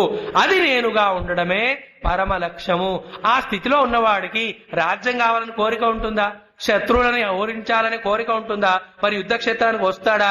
మరి వాళ్ళని చూసి భయపడతాడా? మరి నేను ఉండాలా పోవాలా అంటాడా? ఈ యొక్క పరంపర ఏదైతే ఉందో బంధనానికి దుఃఖానికి మూల కారణం అదే కదా. అందుకే రమణ మహర్షి లాంటి మహానుభావులని వెళ్లి చాలా మంది పరమ దేశభక్తులు అన్నారంట. దేశం మొత్తం కూడా యుద్ధానికై సన్నద్ధులై తమ ప్రాణాలు కూడా వదిలేస్తుంటే మీరేమిటి ఆ గోచి కట్టుకొని అక్కడ కొండపైన కూర్చున్నారు, మీరు రావచ్చు కదా అని ఆయనకు ఉపదేశం ఇచ్చారు. ఆయన ఏమన్నారో తెలుసా? మహానుభావ, రోజంతా దేశం దేశం, స్వాతంత్రం స్వాతంత్రం, యుద్ధం యుద్ధం అని ఏ గొడవ నువ్వు పడుతున్నావో అలా కళ్ళు మూసుకొని పడుకున్న తర్వాత ఆ దేశము, ఆ దేశ పరతంత్రము, స్వాతంత్రం ఎక్కడున్నాయో చెప్పు. ముందు నీ యొక్క జీవభావం నుండి స్వాతంత్రాన్ని పొందు, తర్వాత దేశ స్వాతంత్రం ఏదో చూద్దాం అన్నాడు ఆయన. మరి అది ఇప్పుడు 70 సంవత్సరాల తర్వాత ప్రూవ్ అయిందా లేదా? ఏ ఏ దేశ మహానుభావులు భక్తులు దేశం కోసం కష్టపడి తమ ప్రాణాలను అర్పించారో వాళ్ళని ఒక్కొక్కరిని ఆ బరియల్ గ్రేవ్ లోంచి లేపి అడగండి, సార్ ఇప్పుడు చెప్పండి మీ ఒపీనియన్ ఏనో, మీరు దేశం కోసం ప్రాణాలు త్యాగం చేశారు కదా, వాట్ డూ యూ థింక్? ఏమంటారు అందరు కూడా? ఇప్పుడున్న ఈ దుర్మార్గుల కోసం అనవసరంగా మా ప్రాణాలు త్యాగం చేశాం కదా అంటున్నాడు. It is a fact. Call Bhagat Singh, everybody will say that. We didn't know. ఇవి చేశాము, ఇప్పుడేమో వాళ్ళు మేమేమో ప్రాణాలు దేశానికి స్వాతంత్రం ఇస్తే ఆ దేశమాతనే వాళ్ళు. మన దేశంలో ఒక విచిత్రమైన విషయం జరుగుతుంది, అవుట్ ఆఫ్ టాపిక్ అయినా చెప్తున్నాను. వేరే దేశాన్ని కొల్లగొట్టడమో, వేరే దేశాన్ని దోపిడీ చేయడమో లాజికల్లీ ఒక లెవెల్ దాకా యాక్సెప్ట్ చేసు కదా. లైక్ పక్కింట్లో వెళ్ళి దొంగతనం చేశారు, ఇట్స్ ఓకే. బట్ మన ఇంట్లోనే దొంగతనం చేయడం అంతకంటే మూర్ఖత్వం ఉన్నదా? మన దేశంలో ఉన్న వాళ్ళము మన దేశాన్నే దోచుకుంటున్నాం మనం. By the way, it's out of topic. అంటే ఏమిటి ఇక్కడ అందరూ ప్రూవ్ చేసిన విషయం ఏమిటి? లోపల ముందు మన అజ్ఞాన బంధనం నుండి ముక్తి పొందితే ఏ బంధనం రాదది. Otherwise how much ever social service you do, how much ever big big projects you may construct, temples కట్టవచ్చు, ఆధ్యాత్మిక పనులు చేయవచ్చు, ధార్మిక పనులవన్నీ చేయొచ్చు, చివరికి మిగిలేది ఏమిటి? అయ్యో ఇదే అజ్ఞానంతో వచ్చాను, దీంతోనే పోతున్నాను. అది తెలుసు కనుకనే కృష్ణుడు యుద్ధం చేయాలా వద్దా తర్వాత సంగతి, అది నీకు వస్తుంది. అది ఇలాంటి యుద్ధాలు యాక్చువల్ గా కృష్ణుడికి అర్జునుడు యుద్ధం చేస్తేనే గెలుపా? ఇలాంటి ఎన్ని బ్రహ్మాండాలు సృష్టించాడు కృష్ణుడు. ఆయన కళ్ళు మూసి తెరిచే లోపల సంకల్పంతోనే ఈ కౌరవులందరూ భస్మం అవరా లేదా? అవుతారు అవన్నీ. సో ఈ పనులు ఇంపార్టెంట్ అవ్వకూడదు, పనుల ఫలితాలు ఇంపార్టెంట్. ఏది ఇంపార్టెంట్ అయ్యా అంటే ఈ జ్ఞానము. సో ఈ విధంగా ఆత్మోపదేశాన్ని కృష్ణయ్య 25వ శ్లోకంతో ఇచ్చి 26వ శ్లోకం నుంచి మనకి సృష్టి గురించి చెబుతున్నాడు. 26 అలాగే మనం చూస్తే 27వ శ్లోకాలు సృష్టి గురించి. నేను ముందు చెప్పానుగా జ్ఞానం మనకు ఎన్ని లెవెల్స్ లో ఉండాలని. ఆత్మ జ్ఞానము, జీవ జ్ఞానము, దేహ జ్ఞానము, పరిస్థితుల జ్ఞానము, వస్తు సముదాయం యొక్క జ్ఞానము, సుఖ దుఃఖాల జ్ఞానము. ఏమిటో మనం చెప్పుకున్నాము. What about the whole world, అది ఇక్కడ చెప్తున్నాడు 26లో. అత చైనం నిత్య జాతం నిత్యం వామన్యసే మృతం తథాపి త్వం మహాబాహో నైవం శోచితుమర్హసి. ఎందుకు? జాతస్య ధ్రువో మృత్యు ధ్రువం జన్మ మృతస్య చ తస్మాత్. చాలా చక్కని సెంటెన్స్. అపరిహార్యే అర్థే త్వం న అర్హతి శోచితుం. అంటే ఏమిటి? ఈ ప్రపంచం కూడా కంటిన్యూగా పుడుతుంది, కంటిన్యూగా మారుతుంది, కంటిన్యూగా చచ్చిపోతుంది కదా, మనం చూస్తున్నామా లేదా? మరి అలాంటప్పుడు దాన్ని యాజ్ ఇట్ ఈస్ గా యాక్సెప్ట్ చేయకుండా వై ఆర్ యు క్రైయింగ్? మామిడి చెట్టు పెరిగినది, మరి ఆ కాలం రాగానే చిగురిస్తుంది కదా, ఎసార్నో? మరి చిగురు కాస్త కాయలు అవుతాయి, కాయలు పళ్ళు అవుతాయి, హాయిగా తినేస్తాము. సీజన్ అయిపోగానే మెల్లిగా పళ్ళు ఆగిపోతాయా లేదా? చెప్పండి అమ్మా. మళ్ళీ ఒక సీజన్ వస్తుంది, మళ్ళీ పళ్ళు వస్తాయి. ఈ చెట్టు ఎండిపోయినా ఇంకో చెట్టు వస్తుంది. మన పళ్ళు రాలే వరకు పళ్ళు కాస్తూనే ఉంటాయి. అందుకే ఒక ఆయన్ని, అయ్యా వేదాంతి వేదాంతి అవవయ్యా అంటే వేదాంతి అయిపోయాడట. వేదాంతి అంటే పళ్ళు పోయాయి. जिसका दांत नहीं उसको वेदांति बोलते हिंदी में. So let us accept this world. ఇదేమిటది? ఈ ప్రపంచంలో నిత్య జననము నిత్య మరణము జరుగుతున్నాయి లేదా? ఈ క్షణంలోనే ఏదో హాస్పిటల్ కూడా పుట్టాడా లేదా? అదే హాస్పిటల్లో పక్క వాడు కూడా పోయి ఉంటాడు కూడా. ఈ క్షణంలోనే ఇక్కడెవరో ఆనందపడుతున్నారు, అక్కడెవరో బాధపడుతున్నారు లేదా? ఇక్కడ ఎవరికో విజయం లభించింది, ఎవరికో పరాజయం లభించరా? ఎవరికో ఇన్సల్ట్ వచ్చింది, ఎవరికో prize. The world is continue. అలాగే మనకు కూడా అనుక్షణము అనుదినం కూడా వస్తూ పోతూనే ఉన్నాయి. ఈ ప్రపంచం గురించి ఏం తెలుసుకోవాలి? ఇది నిత్య జాతము, ఈ నిత్య మరణమే. తథాపి నైవం శోచితం అర్హసి వై ఆర్ యు క్రయింగ్. మరి లాజిక్ ఏముండాలి వెనకాల? జాతస్య హి ధ్రువ మృత్యు ధ్రువం జన్మ మృతస్య చ. ఇది అపరిహార్యమైన అర్థము. నత్వం శోచితం అర్హసి. Anything is born in time will have to perish in time. And anything perishes comes again in another form. తస్మాత్ అపరిహార్య అర్థము. ఎందుకు ఏడవాలి దీని గురించి? అండ్ ఒక చక్కని ఉదాహరణ చూడండి. పుట్టిన వాళ్ళందరూ చనిపోకుండా ఉన్నారనుకోండి, ఇక మనకు కూర్చోడానికి, నడవడానికి, నించోడానికి ప్లేస్ ఉంటుందా? చెప్పండి అమ్మా. మన ముందు తాతలు ముత్తాతలు అందరు ఉన్నారనుకోండి, నించోడానికే ప్లేస్ కాదు, తినడానికి కంచాలు ఉండవు, చెంబులు ఉండవు, ఫుడ్ సరిపోదు. కాబట్టి ఎవరైతే పోయారో వాళ్ళకి థ్యాంక్ యూ చెప్పాలా వద్దా? చెప్పడమ్మా. కాబట్టి మనకి తర్వాత జనరేషన్ వాళ్ళు థ్యాంక్ యూ చెప్పాలంటే మనం ఏం చేయాలి? పోతూ పోతూ ఏడుస్తూ పోవద్దు, హ్యాపీగా ఉండి అందరికి హ్యాపీనెస్ ఇస్తూ పోవాలి. హ్యాపీనెస్ ఎలా వస్తుంది? వస్తువులతో రాదు, జ్ఞానంతో. అందుకే శాస్త్ర జ్ఞానాన్ని ఇచ్చి ఎక్కువ మందికి ఎక్కువ కాలం ఆనందాన్ని ఇవ్వాలనే పూజ్య గురుదేవులు చిన్మయ మిషన్ స్టార్ట్ చేశారు. అర్థమైన లాజిక్ కనెక్షన్ మొత్తం కూడా. అపరిహార్యమైన దాని గురించి we should not cry. By the way, మీకు నేను చెప్పానుగా మొదటి రోజు నిన్నటి రోజు ఈ యొక్క 2వ అధ్యాయంలో శోక నివారణ ఉపనిషత్తు ఉంటుందని. అది మీరు చూడవచ్చు. 25, 26, 27, 28, 30, ఈ 31 6 శ్లోకాలలో please don't cry, please don't become miserable, don't become sad, don't be frustrated అని సంస్కృతంలో కృష్ణుడు మళ్ళీ మళ్ళీ చెప్తుంటాడు. చూడండి, ఉందా లేదా అక్కడ? నత్వం శోచితుమర్హసి తత్రకా పరిదేవన. ఆ తర్వాత నత్వం శోచితుమర్హసి 30లో మళ్ళీ నవికంపితుమర్హసి, 26లో కూడా నైవం శోచితుమర్హసి, 25లో కూడా నాను శోచితుమర్హసి. చెప్పడా లేదా? అంటే ఆత్మగా చూసి ఏడవకు, జీవుడి తత్వాన్ని తెలుసుకో, బట్ ఏడవకు. ఎందుకు? ఏడుపు సంసారి లక్షణము, ఆనందము ముక్త పురుషుడి లక్షణము. అక్కడ అర్జునుడు ఏడుస్తున్నాడు, యుద్ధం చేయాలి అవుతా. కృష్ణుడు అంటున్నాడు డోంట్ క్రై ప్లీజ్. చూసిన వాళ్ళకి బాగులేదు, నేను ఏడిపిస్తున్నాను అనుకుంటున్నారు అందరూ కూడా. సో అలాగే అన్ని రకాలుగా ఇక్కడ చెప్పేసిన తర్వాత మనకి ఒక నెక్స్ట్ లెవెల్కి వస్తున్నాడు. ఇప్పటిదాకా చెప్పినది ఆధ్యాత్మిక దృష్టికోణం. ఇప్పుడు కొంచెము ధర్మ దృష్టితో కూడా చూడాలిగా. ఏం అర్థం చేసుకోవాలి, ఎలా జీవించాలి, అర్థమైన తర్వాత కంపనలు, దుఃఖాలు, బాధలు ఎందుకు ఉండవు, ఇవన్నీ మనకి 30వ శ్లోకంలో ముందు సమ్మరీ చెప్తున్నాడు. దానికంటే ముందు ఒక 2 పాయింట్లు చెప్తాను చూడండి, ఇంపార్టెంట్ కనుక. 28వ శ్లోకంలో సృష్టి రహస్యాన్ని అంతా చెప్తున్నాడు. సృష్టి అంటే ఏమిటో తెలుసునా? అవ్యక్తంలో నుండి వ్యక్తములోకి రావడము, వ్యక్తంలో నుండి అవ్యక్తం పోవడం. ఇంతే ప్రపంచం. అంతే కదా. బంగారం యొక్క ఆభరణాల యొక్క సృష్టి అంటే ఏమిటి? ముందు ఆ యొక్క బంగారు కడ్డీలో ఆ రూపం నామం లేవు, తర్వాత వచ్చాయి. మళ్ళీ ఆ యొక్క ఆవరణాలు నశించాయంటే అర్థం ఏమిటి? ఆ నామరూపాలు పోయి మళ్ళీ బంగారం అయిపోయింది. ఇంత ప్రపంచం అంతా. ఇప్పుడు నేను మాట్లాడుతున్నాను, 6ంటికి ఇక్కడ రాకముందు ఈ యొక్క నాలెడ్జ్ అంతా ఎక్కడుంది? అవ్యక్తం కదా.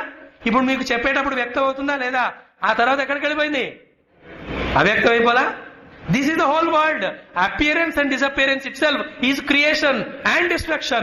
Then appear అయిందంతా డిసపియర్ అవుతుంది, డిసపియర్ అంతా అపియర్ అవుతుంది. కానీ ఈ అపియరెన్స్ డిసపియరెన్స్ ఏ తెర పైన ఆడుతున్నాయో అది నిత్యము. అది ఇప్పుడు మనకు దూరంగా ఉంది, ఎందుకు వినలేదు కదా. ఎంత దగ్గరగా ఉందంటే అది నేనే అయి ఉన్నాను.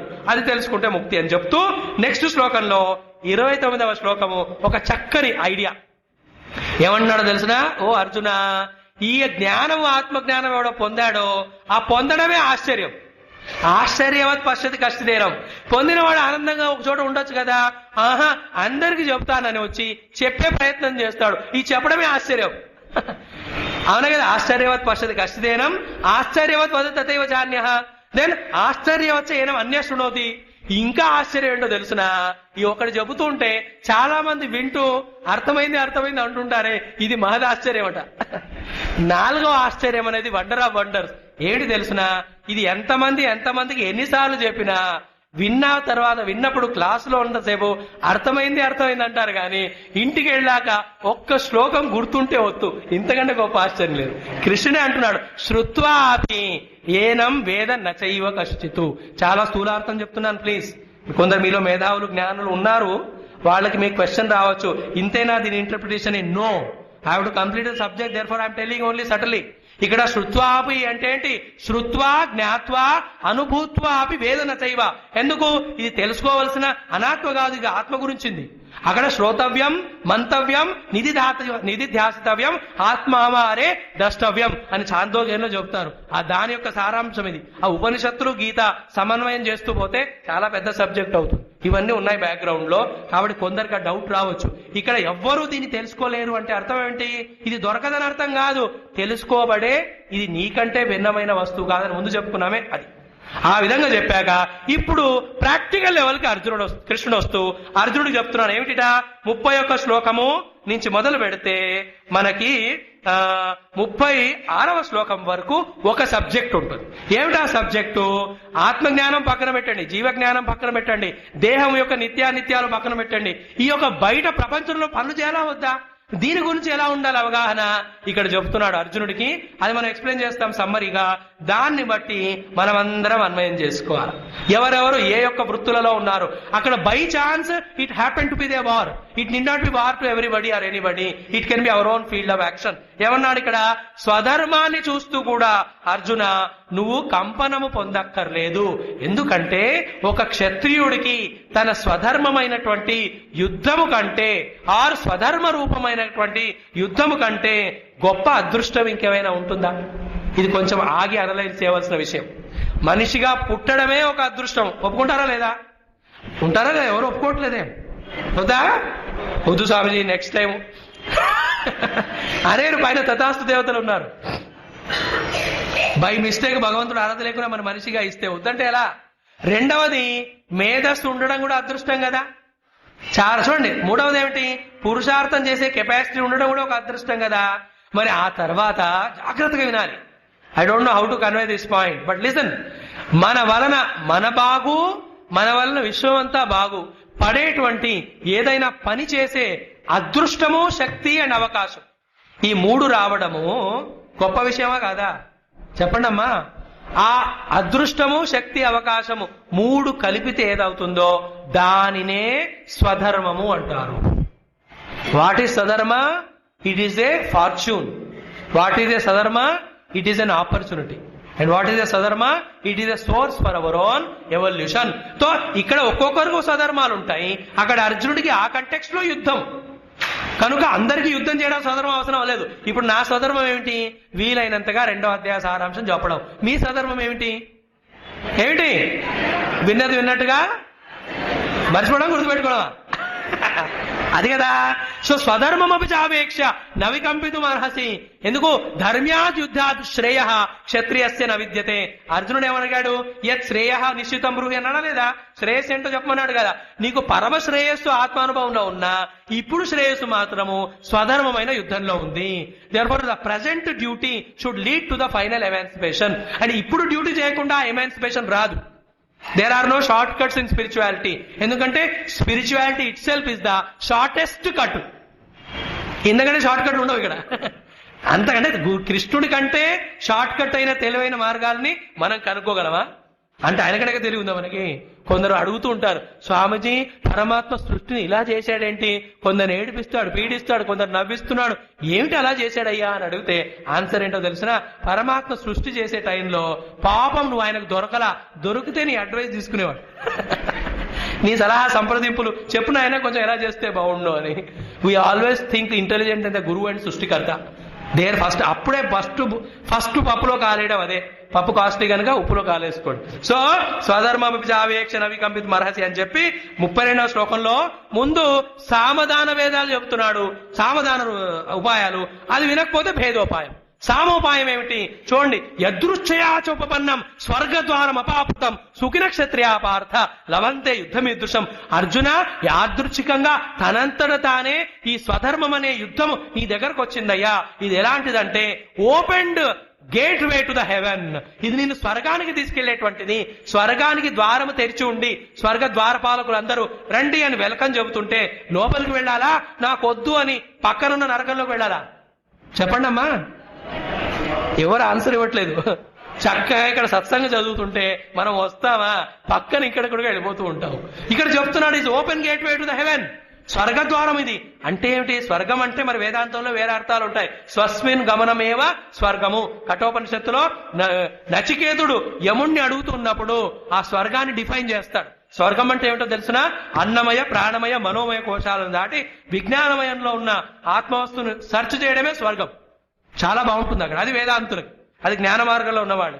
ఇక్కడ కృష్ణుడికి అర్జునుడికి మనందరికీ కంటెక్స్ట్ లో ఏం చెప్తున్నారో తెలిసిన పరంపరగా మనకు ఏ పని ఇస్తున్నారో మన స్వధర్మం ఏదో అది చేస్తూ పోతూ ఉంటే అదే ముందు బయట విజయం అనే స్వర్గాన్ని ఇస్తుంది, సుఖాలు అనే స్వర్గాన్ని. మనస్సులో కూడా స్వర్గమా కదా? చేయాల్సిన పని చేస్తే తృప్తి రాదు? చెప్పండి, ఎంత ఆనందం ఉంటుందో. అండ్ చివరికి అదే స్వర్గానికి మోక్షాన్ని కూడా దారి తీస్తుంది. దానంతటా నీ ముందు వచ్చిన అవకాశాన్ని వదిలేసుకుంటావేంటి అర్జున అని ఒక క్వశ్చన్.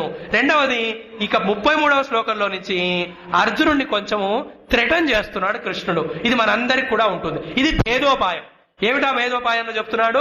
అతచేత్వం ఇమం ధర్మ్యం సంగ్రామం నకరిష్యసి. ఈ ధర్మయుద్ధాన్ని నువ్వు చేయలేదనుకోండి స్వధర్మాన్ని పోగొట్టుకుంటావు, కీర్తిని పోగొట్టుకుంటావు, నీవు అన్ని పాపాలను చేస్తావు. చూడ జాగ్రత్తగా. మనం మనుషులము, మనకి పురుషార్థం వచ్చు, మనకు మనస్సు ఉంది, మనస్సుతో శక్తులతో పురుషార్థం చేయాలి. ఆ పురుషార్థము ధర్మము కానిచో ఏదో ఒకటి చేయాలి కనుక పాపాలు చేస్తూ ఉంటాం. అవునా కదా? సత్సంగం చేయాలి, రాలేమనుకో ఇదే టైంలో ఏదో ఒకటి చేస్తాం. ఏదో టీవీ చూస్తూ మనస్సులో అన్ని చెడ్డ ఆలోచనలు నింపుకొని ఆ తర్వాత ఏడుస్తాం. స్వామీజీ మెడిటేషన్ కూర్చుంటే భగవంతుడు తప్ప అన్ని వస్తున్నాయి అంటాం మనం. ఏదో ఒకటి చేయాలి. ఆ ఏదో ఒకటో ధర్మం అవుతే తర్వాత మోక్షానికి కారణమని ధ్యానం అవుతుంది. ధర్మం చేయలేదా, అధర్మం చేయకుండా ఉండలేం మనం. ఎందుకు? ఏదో చేస్తూ ఉండాలి. లోపల ప్రకృతి అంతా తోస్తూనే ఉంటుంది మనది. Either we sleep, or we disturb somebody, or we disturb ourselves, or we spoil our future, or we entertain something which is not required. అది ఇక్కడ చెప్పాడు పాపమ వాప్ససి అంటే. ఆ తర్వాత ఏం శ్లోకంలో చెప్పాడు? అకీర్తించాభిభూతానికతే దేవయాం. నీకు అవ్యయమైన అకీర్తి వస్తుంది. సంభావిత జాగృతి మరణాదిరిచతే. అర్జున, ఎవరికైతే గొప్ప పేరు ఉంటుందో ఆ పేరు ప్రఖ్యాతులు కలిగిన వాడి పేరు పోయిందనుకో వాడు చావడం కంటే దుర్భరమ పరిస్థితి. అవునా కదా? నేమ్ ఫేమ్ లేకున్నా పర్లా, వచ్చిన తర్వాత పోయిందనుకోండి it is worse than death. మరి ఇప్పుడు అర్జునుడి గొప్ప పేరుందా లేదా? అర్జునోహం గాఢ్నివం యస్సవైదను అతను అంటుంటాడు. ప్రతి పిల్లలు యువకులు కూడా వాళ్ళ ఇళ్లలో అర్జునుడి యొక్క ఫోటో పెట్టుకొని అర్జునుడి లాగా ఉండాలని ప్రయత్నం చేస్తారు. ఇప్పటికి కూడా అందరూ అర్జునుడి పేరు పెట్టుకుంటారు కదా పిల్లలకి. ఒకవేళ నిజంగా అర్జునుడు పారిపోయి ఉన్నాడు అనుకోండి, దుర్యోధనాదులు గెలిచి ఆ యొక్క రాజ్యం ఆ టైంలో దుర్మార్గ పాల్పడింది అనుకోండి, అధర్మం పెరిగిపోయింది అనుకోండి, ఎవరైనా అర్జునుడి పేరు పెట్టుకుంటారా? We now feel proud whenever we remember that Arjuna name. So అంటే ఫ్యూచర్ ని ఎస్టిమేట్ చేస్తూ కృష్ణుడు చెప్తున్నాడు నీకున్న పేరంతా పోతుందయ్యా, అసలు పేరు పోయిన తర్వాత బతికెందుకు? మనకు కూడా అనిపిస్తుంది చాలా సార్లు. సంభావిత కీర్తి మరణాదరిచ్చతే. ఎటువంటి అకీర్తి వస్తుంది నీకు? భయాద్ రణాదు పరతం అంశంతే త్వామారత. దెన్ ఏషాం సత్వం బహుమత భూత్వా యాస్యసి లాఘవం అవాచవాదాంశ బహున్ వదిష్యంతి తవాహితాః నిందంత తవ సామర్థ్యం తతో దుఃఖతరం ను కిం. ఈ 3 శ్లోకాల్లో చాలా భయంకరమైన విషయాలు చెప్తారు. ఏమిటి? ఎవరి ద్వారానో అయితే నువ్వు మెచ్చుకోబడ్డావో, నువ్వు చాలా గొప్పవాడు అని వాళ్ళు అంటున్నారో, వాడు నిన్ను చూసి గౌరవ మర్యాదలతో స్వీకరిస్తున్నారో, నువ్వంటే ఒక లిమిట్ లో ఉంటారో, భయపడుతుంటారో, వాళ్లే నిన్ను ఇన్సల్ట్ చేస్తారు అర్జున. అంతకంటే ఇంకేమైనా దుర్భరం ఉందా? మన గురుదేవుల యొక్క కామెంటరీ మీరు లెక్చర్ వింటే దీన్ని 20 నిమిషాలు ఆయన 10 నిమిషాలు ఎక్స్ప్లెయిన్ చేస్తారు. ఏంటి తెలుసునా? ఒక సోల్జర్స్ యొక్క పార్టీ జరుగుతుందంట. అవునా? ఆ పార్టీలో చక్కగా వాళ్ళు తింటూ తాగుతూ ఒకరితో ఒకరు మాట్లాడుతున్నారట. ఏ సోల్జర్స్ యొక్క పార్టీ? ఏది? దుర్యోధనుల యొక్క సోల్జర్స్. ఏ దుర్యోధనాదులు? ఎవరైతే విజయం సాధించారో. విజయం ఎలా సాధించారు? అర్జునుడు పారిపోయాడు కనుక. ఆ యొక్క క్యాంపులో డిస్కషన్ జరుగుతుందంట. ఏమిటి? ఒక సోల్జర్ చేతిలో ఏదో పట్టుకొని ఇంకో వాడితో అంటున్నాడంట, తెలుసా మనకు విజయం ఎలా వచ్చిందో అని. ఎలా వచ్చింది? మనం యుద్ధపడి చేసి గెలిచాం గనక. నో, యుద్ధం అలా మనం గెలవలా. యుద్ధం ఎలా గెలిచామో తెలుసునా? ఏమిటి తెలుసు చెప్పు? అర్జునుడు పారిపోయాడు కనుక. అవును, అర్జునుడు పారిపోయాడు. అరే అర్జునుడు ఎలా పారిపోయాడు నీకు తెలిసిన అడుగుతాడు ఫస్ట్ వ్యక్తి. మళ్ళీ తెలియదు, నువ్వే చెప్పు ఎలా పారిపోయాడు. ఏమిలా, కృష్ణుడు అర్జునుడు మధ్యలోకి వచ్చారు కదా, వచ్చారు. ఆ అర్జునుడు అందరినీ చూస్తున్నాడు కదా, చూస్తున్నాడు. ఎప్పుడైతే అర్జునుడు అందరినీ చూస్తూ చూస్తూ నా వైపు మొహం పెట్టాడో, ఇమ్మీడియట్ గా నేను నా చేయి తీసి నా మీసాన్ని ఇలా మెలివేశాను. ఇమ్మీడియట్ గా అర్జునుడు పారిపోయాడు. భయాద్ రణాత్ ఉపరతం మన్స్యంతే త్వాం మహారథ. నువ్వు నిజంగా వైరాగ్యం వచ్చి, ఈ కౌరవ పాండవుల పట్ల ప్రేమ వచ్చి, నాకు ముక్తి పొందాలి, జ్ఞానం కోసం పోయానని నువ్వు అనుకుంటావేమో గాని వాళ్ళు మాత్రం భయపడి పారిపోయారని అనుకుంటారు. అంతే కదా. There lot of logics are there in this first chapter. కాబట్టి స్వధర్మాన్ని నెరవేరుస్తూ జీవధర్మం ద్వారా ఇవాల్వ్ అవుతూ పరమధర్మమైన ఆత్మస్వరూపాన్ని పొందాలి. అదే గీత అన్ని శాస్త్రాలు చెబుతాయి. ఎలా, ఎక్కడ చిక్కుముళ్ళు ఉన్నాయి, ఎలా డౌట్స్ ఉన్నాయి, అది క్లియర్ చేస్తూ గీత ముందుకి తీసుకెళ్తూ ఉంటుంది. ఇంతవరకు భగవద్గీత 2వ అధ్యాయంలో ఒక పోర్షన్. ఇదంతా అంతరంగమైనది. ఇది ఆత్మజ్ఞానమునకు సంబంధించి, జ్ఞానముకు సంబంధించిన విషయాలు. ఇప్పుడు ప్రవర్తనకు సంబంధించిన విషయాలు ఉండాలిగా, అది 2వ పోర్షన్ లో స్టార్ట్ అవుతుంది. దీన్ని ఏమంటాడు కృష్ణుడు ఇక్కడ మీరు చూడండి ఒకసారి. సుఖ దుఃఖే సమయకృత్వ అనే ఒక శ్లోకంలో, ఎనివే నువ్వు యుద్ధం చేయడానికి డిసైడ్ చేసుకున్నావు కనుక బై ద వే ఇంకొక పాయింట్ కూడా యాడ్ చేసుకో. ఏమిటి? సుఖ దుఃఖాలు, లాభాలు, పరాజయాలు, జయాలు ఇవన్నిటిని సమంగా స్వీకరిస్తాను అనే ముందే ప్లాన్ వేసుకొని మైండ్ ప్రిపేర్ అయ్యి నువ్వు వెళ్ళావనుకో, నీకు ఎప్పుడూ మైండ్ లో డిస్టర్బెన్స్ ఉండదు. ఎందుకు? జయాపజయాలు దైవాధీనాలు కనుక. 39వ శ్లోకంలో చెబుతాడు, అర్జున ఇదంతా కూడా సాంఖ్య బుద్ధి, అంటే this are all related to your understanding. ఇప్పుడు యోగ బుద్ధిని చెబుతున్నా. యోగ బుద్ధి అంటే ఏమిటి? చూడండి, 3 ఉంటాయి. ఒకటి సాంఖ్య బుద్ధి, రెండవది యోగ బుద్ధి, మూడవది కర్మ బుద్ధి. కర్మ బుద్ధి మీన్స్ బుద్ధిలో పనులు ఎలా చేయాలి అనే విషయం. యోగ బుద్ధి అంటే పనులు చేయడానికి ముందు బుద్ధిలో ఎలాంటి అండర్స్టాండింగ్ అనే విషయం. యోగ బుద్ధి అంటే లక్ష్యాన్ని సాంఖ్య బుద్ధి అంటే లక్ష్యాన్ని చెబుతుంది. అంటే సాంఖ్య బుద్ధిని విని లక్ష్యము పరమాత్మ అని తెలుసుకొని, యోగ బుద్ధిని తెలుసుకొని, అంతఃకరణాన్ని ఎలా మేనేజ్ చేయాలో అర్థం చేసుకొని, కర్మ బుద్ధితో బయట పనులు చేస్తుండాలి. తో act out side with such an understanding to go with in to know the self. So ఇక్కడ అంటున్నాడు కృష్ణుడు ఏంటట, ఏ బుద్ధి అన్నాడు ఇక్కడ? బుద్ధ్యాయుక్తో ఏషాతే బీత సాంఖ్యే బుద్ధి యోగేతు ఇమాం శృణు బుద్ధ్యాయుక్తో యయా పార్థ కర్మబంధం ప్రహాస్యసి నహి అభిక్రమనాశోస్తి ప్రత్యవాయో న విద్యతే స్వల్పమపి అస్య ధర్మస్య అనుష్ఠితం మహతః భయాత్ త్రాయతే. సో యోగ బుద్ధిలో 5 విషయాలు ఉంటాయమ్మా. అవి కొంచెం క్లుప్తంగా మాత్రం చెప్పుకుంటాను, పేర్లు మాత్రం చెప్తాను, అర్థం 1 సెంటెన్సే చెప్తాను. ఒక 10 నిమిషాలు ఎక్కువ తీసుకోవచ్చా ఇవాళ? ఎసార్నో? మీరు తీసుకోండి, మేము పోతాం. మీరు పోతే ఎవరికి తీసుకునేది నేను? Just I wanted to complete, but huge chapter కదా, తిట్టుకున్నా సరే వెయిట్ చేయండి కొద్దిసేపు. సో ఫస్ట్ ఏమో నిశ్చయాత్మిక బుద్ధి, చెప్పండి. రెండవదేమో కర్మ కర్తవ్య బుద్ధి, చెప్పండి. మూడవదేమో సమత్వయోగ బుద్ధి, చెప్పండి. నాలుగవది కర్మ కుశల బుద్ధి. ఈ 4 రకాలైన బుద్ధి మీన్స్ అండర్స్టాండ్. 4 రకాలుగా బుద్ధిని మనం సరి చేసుకుంటే ఇంకా మన మైండ్ మనకి మధ్య మధ్యలో కన్ఫ్యూజన్స్, డౌట్స్ తో మనకి లయబిలిటీ కాకుండా ఉంటుంది. అల్టిమేట్లీ ఫైనల్ గా మన పనులను ఎవరు డిసైడ్ చేస్తారో? మన మైండేగా. ఇంట్లో ఉన్నప్పుడు పావుదకారైంది, క్లాస్కు వెళ్దాం అంటుంది. ఎవరు? మన బుద్ధే. మళ్ళీ ఇంకో బుద్ధి అంటుందా లేదా? వెళదాం, ఏం చెప్తున్నాడు ఆయనకే అర్థం కాదు, చెప్పా అక్కడే కూర్చుందాం అంటుంది. సగం మంది బయటికి దాకా వచ్చి మళ్ళీ లోపలికి వెళ్తారు, కొందరు ఇక్కడ దాకా వచ్చి ఇంకో చోటుకి వెళ్తారు, కొందరు ఇక్కడికి వచ్చి పడుకుంటారు, కొందరేమో అయిపోయిందని మధ్యలో వెళ్ళిపోతారు. రకరకాలు. Who is deciding? Our own బుద్ధి. ఇక్కడ 4 బుద్ధులు చెప్పాడు. ఫస్ట్ ఏమిటి? వ్యవసాయాత్మిక బుద్ధి. అంటే ఏమిటి? నిశ్చయాత్మిక బుద్ధి. నీ బుద్ధిలో నిశ్చయం ఉండాలి. నీకు ప్రేయస్సు కావాలా, శ్రేయస్సు కావాలి. డౌట్ తో పనులు అవ్వవు. వెళదామంటావు, ఉంటామంటావు, చేద్దామంటావు, వద్దామంటావు, ఏదో ఒకటి తెవచ్చు. మనం ఇంట్లో అనుకోము. అదే ఇక్కడ జీవితంలో మనం మంచి మార్గంలో, చెడు మార్గంలో ఎక్కడికి వెళ్ళాలన్నా నిశ్చయం కలిగిన వాడు మంచి బాగా చేస్తాడు, చెడు కూడా చెడు చేస్తాడు. అవునా కదా? ఎంతమంది టెర్రరిస్టులు నిశ్చయాత్మిక బుద్ధితో చక్కగా బాంబులు వేస్తూ సర్వనాశనం చేస్తున్నారా లేదా? అలా అని చెప్పి మీరు చేశారు.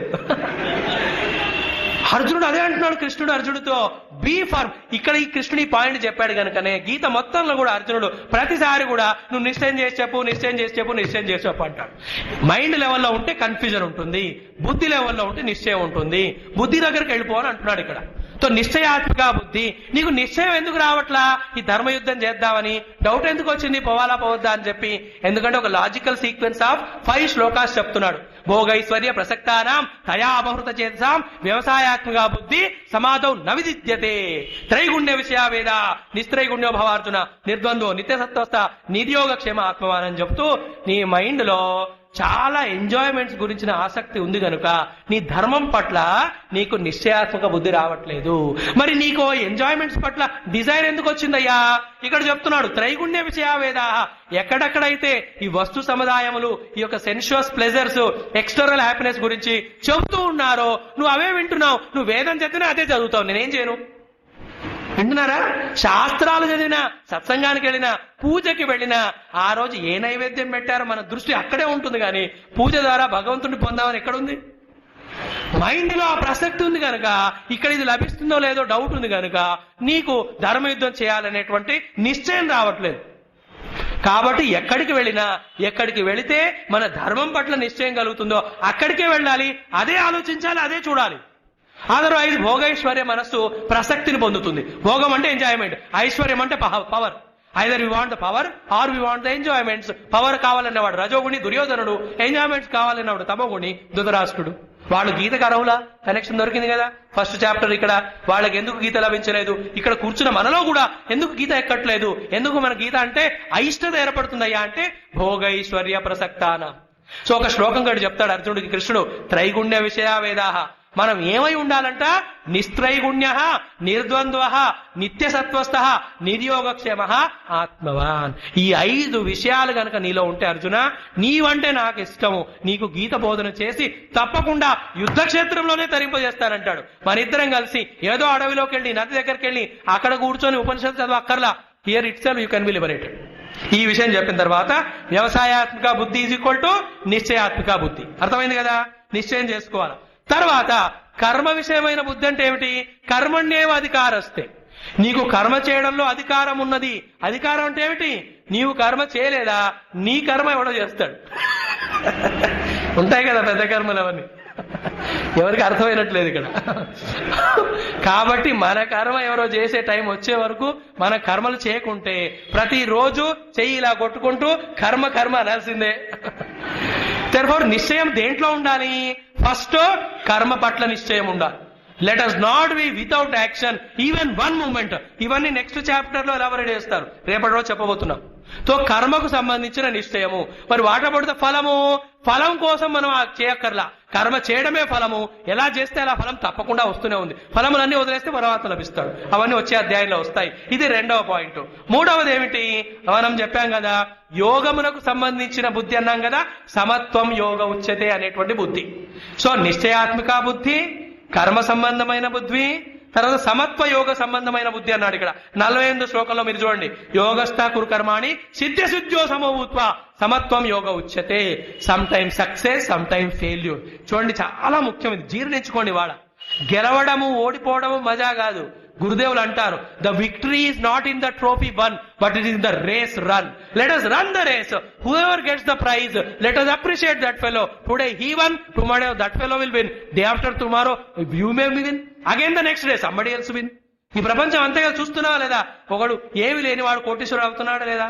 కరోడుపతి అవుతున్నాడా లేదా? మరి కరోడుపతి రోడ్పతి అవ్వట్లా? చెప్పండి అమ్మా.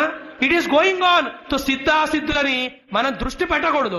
Let us enjoy the performance itself. Let the result come as it has to come, whether it is for me or for anybody, accept it.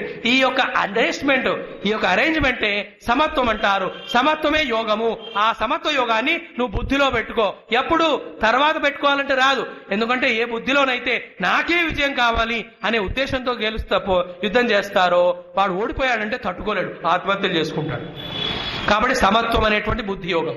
So నిశ్చయాత్మిక బుద్ధి, కర్మ చేయాలనే నిశ్చయము, సమత్వం ఉండాలనే నిశ్చయము.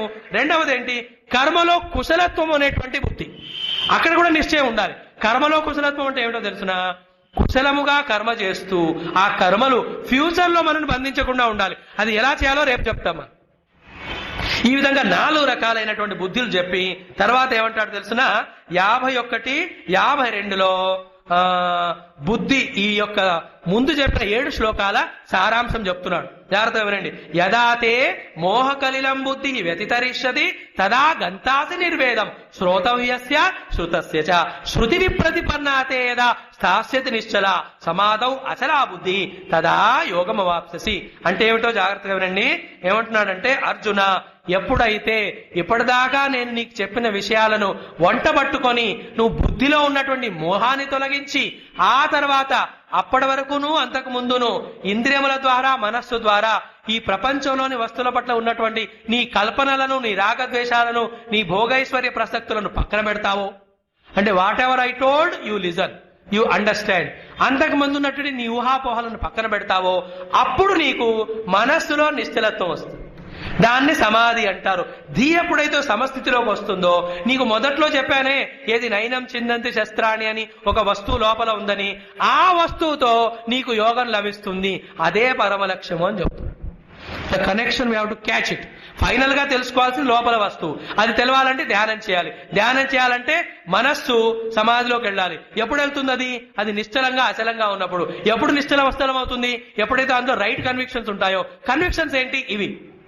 ఇందుకు నేను జీవించాలి తప్ప బయట యుద్ధం చేయాలా, చేయకూడదా, గెలవాలా, గెలకూడదా, ఎంత డబ్బు సంపాదించాలి, ఇవన్నీ కూడా సంసారంలో భాగమే. అందరూ చేశారు ఇవన్నీ, మనం కూడా అవి చేస్తే ఏం లాభం? ఎంత పొందినా అన్ని వదిలేసి పోయారా లేదా? అందరూ ₹1 నోటు కూడా పొరపాటు కూడా జేబులో పెట్టుకుని వెళ్ళలేవు.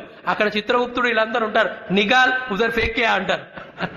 లైక్ కొన్ని ఎయిర్లైన్స్ లో మన లోపలికి ఎడుతుంటే అక్కడ చెక్ ఇన్ చేస్తారా లేదా? అన్నిట్లో చెక్ ఇన్ చేస్తారు. కొన్ని ప్రమాదకరమైన వస్తువులు ఉన్నాయనుకోండి, అవి నికాల వదిలేసి రమ్మంటారు. అక్కడ ఈ ప్రపంచంలోని అన్ని వస్తువులు ప్రమాదకరమైనవే. అవి నరకంలో పనికిరావు, స్వర్గంలో పనికిరావు, అండ్ మోక్షానికి అస్సలు పనికిరావు. అందుకే ఏవి అలో చేయరు అక్కడ. Let us have this wisdom. ఈ విధంగా జ్ఞానివై నిన్ను నీవు తరింపజేసుకో అని కృష్ణుడు చెప్పగా అర్జునుడు అడుగుతాడు, మరి ఆ స్థితప్రజ్ఞ యొక్క గుణాలేమిటి, లక్షణాలేమిటి అని. ఈ యొక్క 18 శ్లోకాలలో చక్కగా ఆ కృష్ణయ్య స్థితప్రజ్ఞుడి లక్షణాలు చెప్తారు. సెంటెన్స్ ఏమిటి? సిద్ధస్య లక్షణాన్ని సాధకస్య సాధనాన్ని. చెప్పండి. సిద్ధస్య లక్షణాన్ని సాధకస్య సాధనాని.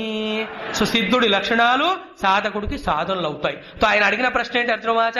స్థితప్రజ్ఞస్య కా భాష సమాధిస్తస్య స్థితతి కిం ప్రభాసేత కిమాసీత వ్రజేత కిం. సో కా భాష అంటే తాను ఏం మాట్లాడతాడు.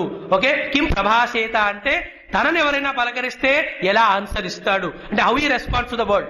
When he goes in to the world, how he behaves.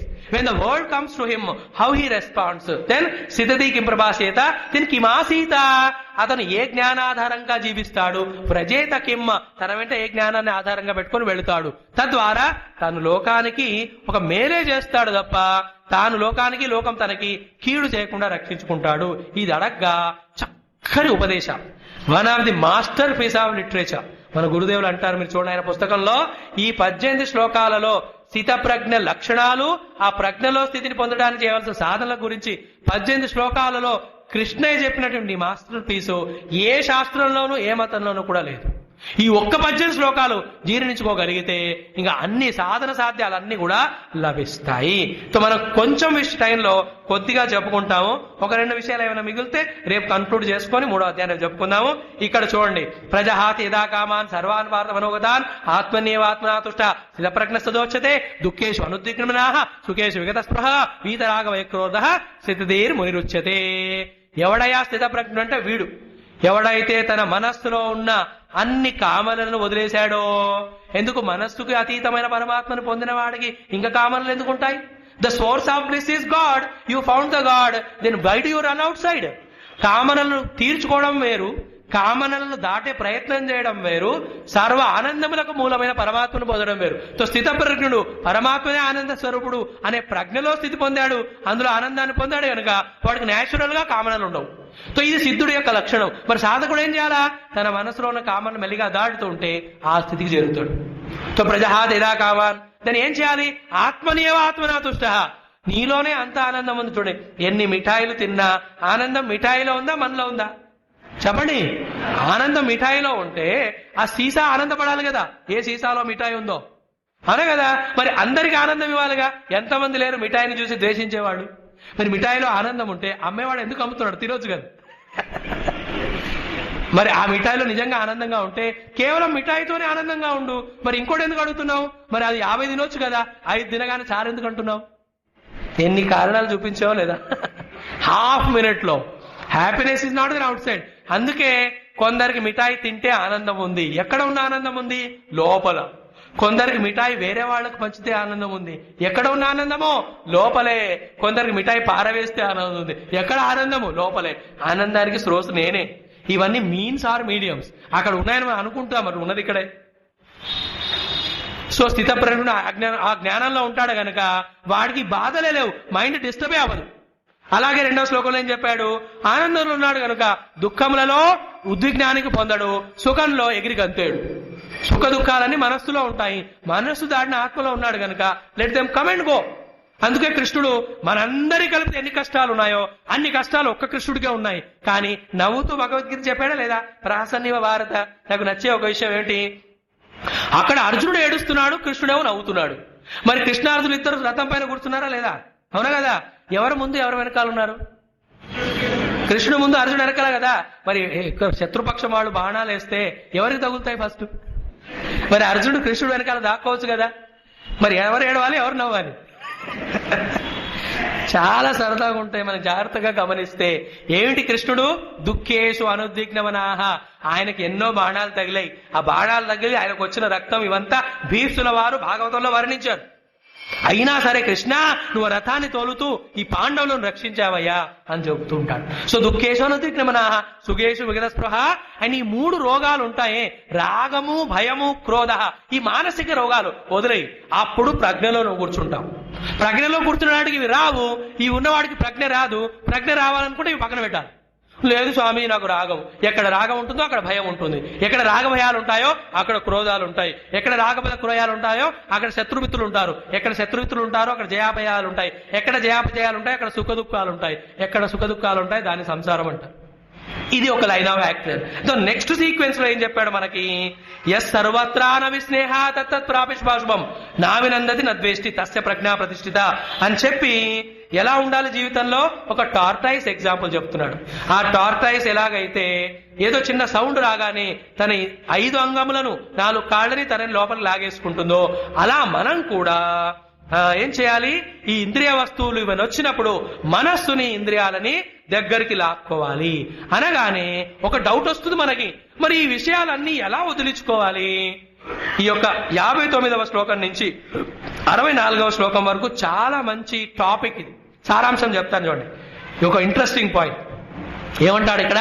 విషయా వినివర్తంతే నిరాహారస్య. ఇది మహావాక్యం. ఇది ఎవడైతే వస్తువులకు ఇంపార్టెన్స్ ఇస్తూ కావాలి కావాలంటున్నాడో వాడి దగ్గరికే వస్తువులు వస్తాయి తప్ప నాకొద్దు అన్నవాడికి అవి వాడి దగ్గర నుంచి వెళ్ళిపోతాయా లేదా? నువ్వు ఆహారం చేస్తున్నావు కనుక నీ దగ్గరకు వస్తాయి. ఇక్కడ చెప్పొచ్చు లేదా ఎగ్జాంపుల్ అది. ఈ కొట్టే అలవాటు ఉన్నవాడికి ఏదో ఎక్కడో వేరే దేశంలో ఏ మూలనో తయారు చేసిన మందు కూడా వాడి టేబుల్ మీదకి వస్తుందా లేదా? యు ఆర్ నాట్ ఇంపార్టెంట్ వస్తువులు కూడా మనం తెప్పించుకుంటామా లేదా? ఎందుకు? మనం ఆప్రియతే పొందుతూ ఉంటాం కనుక. ఒక్కసారి మానేయండి, మెల్లిమెల్లిగా అవి దూరం అవుతుంటాయా లేదా? సో మన ఇంపార్టెన్స్ గివింగ్ టు దెమ్మే అవి మన దగ్గరకు వస్తున్నాయి. స్టాప్ గివింగ్ ఇంపార్టెన్స్ దేవగోవే. గీత వినాలనుకున్నారు కనుక గీత మీ దగ్గరకు వచ్చింది, వినడం మానేయండి, గీత ఉండనే ఉండదు. విషయా వినివర్తంతే నిరాహారస్య రసవర్జం. కొంచెం లోపల వాసనలు ఉంటాయి. రసోప్యసి పరందృష్ట్యా నివర్తతే. పరమాత్మను చూసామంటే ఇది కూడా వెళ్ళిపోతుందని చెప్పి యతతోహపి కౌంతేయ కృష్ణుడు అర్జునుడు ఒక మొహం పెట్టాడు. అర్జున, కృష్ణ అంత ఈజీ కాదు ఇంద్రియాలన్నీ నిగ్రహించడం అనేది. కరెక్టే అని అర్జునుడు అంటూ, కృష్ణుడు అంటూ ఇంద్రియాణి ప్రమాతీని హరంతి ప్రసవం మనః. నీలో ఎంత గీతా జ్ఞానం ఉన్నా సరే నువ్వు గ్రాస్ లెవెల్లో, బాడీ అండ్ సెన్స్ ఆర్గన్స్ లెవెల్లో కేర్ఫుల్ గా లేవనుకో, ఎంత జ్ఞానం ఉన్నా సమయానికి నీకు పనికిరాదు. మరి ఈ విషయాల పట్ల, వస్తువుల పట్ల ఎందుకా నాకు వ్యామోహం వచ్చి ఆ కోరిక దృఢంగా అయిపోయి ప్రజ్ఞను పొందకుండా అజ్ఞానంలో మోహంలో ఉంటున్నానయ్యా 2 శ్లోకాలు చెప్పాడండి. ధ్యాయతో విషయాన్ పుంస, మీకు తెలుసు కదా, ఎప్పుడైతే విషయములను ధ్యానిస్తూ ఉంటామో వాటి పట్ల కోరికలు పెరుగుతాయి, ఆ తర్వాత క్రోధం వస్తుంది, తర్వాత జ్ఞానాన్ని మర్చిపోతాము, తర్వాత స్మృతి వంశమై బుద్ధి నాశనమై సర్వనాశనం అవుతుంది. కనుక జాగ్రత్తగా ఎటు వెళితే బాగుపడతామో అటే వెళదాం గాని ఎటు వెళితే నాశనం అవుతామో అక్కడికి వెళ్ళొద్దు అని చెబుతూ మెల్లిమెల్లిగా నీ బుద్ధిని ఈ జ్ఞానంలో యుక్తముగా చేసుకుంటూ ఒకవైపు శరీరమును ఇంద్రియాలని అదుపులో పెట్టుకో, రెండవ వైపు బాహ్యమైన పరిస్థితులను కూడా ఆ తితిక్షతో సహిస్తూ ఉండు, మూడవది ఈ బుద్ధిని కూడా బుద్ధియోగంతో బ్యాలెన్స్ చేయి, నాలుగవది నీకు ఇచ్చినటువంటి ఆత్మజ్ఞానాన్ని మనసులో పెట్టుకో, ఐదవది ఆ తత్వాన్ని పొందడానికి ధ్యానం చేస్తూ ఉంటే 6వ లెవెల్లో తప్పకుండా నువ్వు చేరుతావు అని చెప్పి మనకి ఈ యొక్క 68, 69 శ్లోకాల్లో చెబుతాడు. అండ్ 70లో కూడా ఏమన్నాడు ఇక్కడ, యానిషా సర్వభూతానాం తస్యాం జాగర్తి సంయమి యస్యాం జాగృతి భూతాని సానిషా పశ్యతో మునే. తో జ్ఞానికి అజ్ఞానికి తేడా ఏమిటయ్యా? ప్రహ్లాదుడి భాషలో చెప్పుకోవాలంటే అజ్ఞానికి పరమాత్మలో ప్రపంచం కనిపిస్తుంది, జ్ఞానికి ప్రపంచంలో పరమాత్మ కనిపిస్తుంది. That's all. యానిషా సర్వభూతానాం, అందరికీ రాత్రి ఏదైతే ఉందో అక్కడ ఇతను మేలుకుంటాడు, అందరు దేనికైతే మేలుకుంటారో జ్ఞాని పడుకుంటాడు. ఇది విన్నాక కొందరు అనుకుంటారు దేర్ ఫార్ జ్ఞాని ఈజ్ ఈక్వల్ టు వాచ్మెన్. గూర్ఖా ఎందుకు అందరు పడుకున్నప్పుడు జ్ఞాని మేలుకుంటాడు? గూర్ఖా ఇంట్రెస్టింగ్ గా ఉంటుంది. కొందరు గూర్ఖాలు నార్త్ ఇండియాలకు వెళితే వాళ్ళు అరుస్తూ ఉంటారు, ఏంటి తెలిసిన, జాగ్తే రహో అంటాడు. అరే ఇదేంటి జాగ్తే రహో అంటే, నువ్వు జాగ్తే రహోతో నేను పడుకుంటా. సో యానిషా సర్వభూతానాం అంటే మనం అందరం కూడా పరమాత్మ జ్ఞానానికి నిద్రిస్తున్నాం. అండ్ యస్యాం జాగృతి, జగత్తుకు మేలుకున్నాం. జగత్ అంటే ఇదంతా బాహ్యమైన జగత్తు, అంతరంగంలోని జగత్తు, అందులోని సంకల్పనాలు, ఊహలు, అపోహలు, ఇమాజినేషన్స్, ప్రొజెక్షన్స్, ఇది పొందాలి అది పొందాలని కోరికలు, ప్రయత్నం చేయడం, ప్రయత్నం ఫలిస్తే సుఖము లేకపోతే దుఃఖము, ఇదంతా కూడా ఎంత డ్రామా ఆడుతున్నాం మనం. ఇదంతా అవసరం లేదు. జ్ఞానికి ఇవన్నీ ఉండవు. ఎక్కడ ఉన్నా తన జ్ఞానంలో ఉంటాడు కనుక ఏది ఆయన్ని బంధించదు. చాయిస్ నీది. నువ్వు యుద్ధంలో ఉన్నా, ఇంట్లో ఉన్నా, ఎక్కడున్నా సరే అజ్ఞానిగా సఫర్ అవ్వచ్చు, జ్ఞానిగా ముక్తిని పొందవచ్చు. ఇది ఈ ప్రపంచం యొక్క కూలంకషమైన సారాంశం. You are the cause for your liberation, you are the cause of your own bondage అని చెప్పి ఆ జ్ఞానం పొందిన వ్యక్తి ఎలా ఉంటాడు? సముద్రం ఎగ్జాంపుల్ ఇస్తున్నాడు. నిండైన సముద్రంలో ఎన్ని నదులైనా సరే, ఎన్ని వేల గ్యాలన్స్ లో నీరు తీసుకొచ్చి వేస్తున్నా సరే సముద్రం ఇంకా ఇంకా కావాలని కోరడం గాని ఓవర్ఫ్లో అవ్వడం గాని అవుతుందా? ఆపూర్యమాణం అచలం ప్రతిష్టం సముద్రం ఆపహ ప్రవిశంతి యద్వత్ తద్వత్ కామా యం ప్రవిశంతి సర్వే సశాంతి మాప్నోతి న కామకామి. అలా నిండుకుండగా నిండైన పరిపూర్ణమైన ఆత్మానుభవంలో ఉన్నవాడికి ఏదైనా వచ్చినా ఒకటే, రాకున్నా ఒకటే, ఉన్నది పోయినా ఒకటే. ఎందుకు? పోయేది పోతుంది, ఉండేది ఉంటుంది. ప్రపంచం ఆపినా పోదు, పోకుండా ఉండదు. పరమాత్మ పొన్నమన్నా పోడు. ఆ జ్ఞానంలో ఉంటాడు గనుక స శాంతి మాప్నోతి నా కామకామి. ఆవిడేం చేయాల? విహాయ కామాన్ యః సర్వాన్ పుమాన్ చరతి నిస్పృహ నిర్మమ నిరహంకార స శాంతి మధిగచ్చతి. 71వ శ్లోకము ఎప్పటిదాకా చెప్పిన సారాంశము, ముందు చెప్పబోయే దాని యొక్క సారాంశం. 4 స్టెప్పులు. కామాన్ సర్వాన్ విహాయ, to give up all the desire. Therefore, second one, give up all desire prompted action. మూడవది లోపలికెళ్ళి మమత్వాన్ని అహంకారాన్ని వదిలేయి. తర్వాత 4వది నీ తత్వాన్ని తెలుసుకో, సశాంతి మధిగచ్చతి అని చెప్పి ఏషా బ్రాహ్మీ స్థితి పార్థ నా ఏనాం ప్రాప్య విముహ్యతి అస్యాం స్థిత్వా అంతకాలేపి బ్రహ్మ నిర్వాణముచ్యతి. దీన్ని బ్రహ్మస్థితి అంటారంటే భగవద్గీత గొప్పతనం ఏమిటి? యుద్ధ స్థితిలో నుండి బ్రహ్మస్థితిలోకి తీసుకెళ్తుంది. అంటే from the most ridiculous grossest నుండి ద సబ్లైమ్ కు తీసుకెళ్లేటువంటి గొప్పతనం గీతలో ఉన్నది. లైక్ కరెక్ట్ గానే మనం అనుకున్నది కరెక్ట్. ఏమిటి?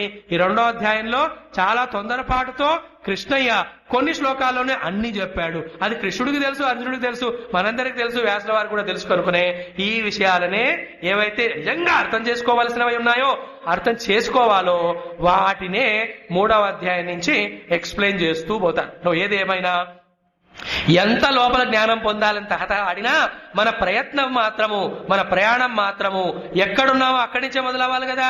ఎక్కడున్నాం మనం? ప్రపంచంలో ఉన్నాం కదా, కర్మక్షేత్రంలో ఉన్నాం కనుక కర్మయోగం నుంచి మన యొక్క సొల్యూషన్ స్టార్ట్ చేస్తాం. రేపు ఆ యొక్క లాజిక్ చెబుతూ కనెక్షన్ ఇస్తూ 3వ అధ్యాయంలో నుంచి మనం చూసుకుంటూ ముందుకెళ్దాం. 10 నిమిషాలు ఎక్కువగా ఇచ్చినందుకు మీ అందరికీ కృతజ్ఞతాభివందనలు. ఏతత్ సర్వం శ్రీకృష్ణ శ్రీ గీతామాతు శ్రీ గురోహ చరణారవిందార్పణమస్తు. కొట్టేయండి, దోమలు కొట్టినట్టుగా ఉంది అది. చాలు. ఓం పూర్ణమదః పూర్ణమిదం పూర్ణాత్ పూర్ణముదచ్యతే పూర్ణస్య పూర్ణమాదాయ పూర్ణమేవావశిష్యతే. ఓం శాంతి శాంతి శాంతి. హరి ఓం. శ్రీ గురుభ్యో నమః. హరి ఓం.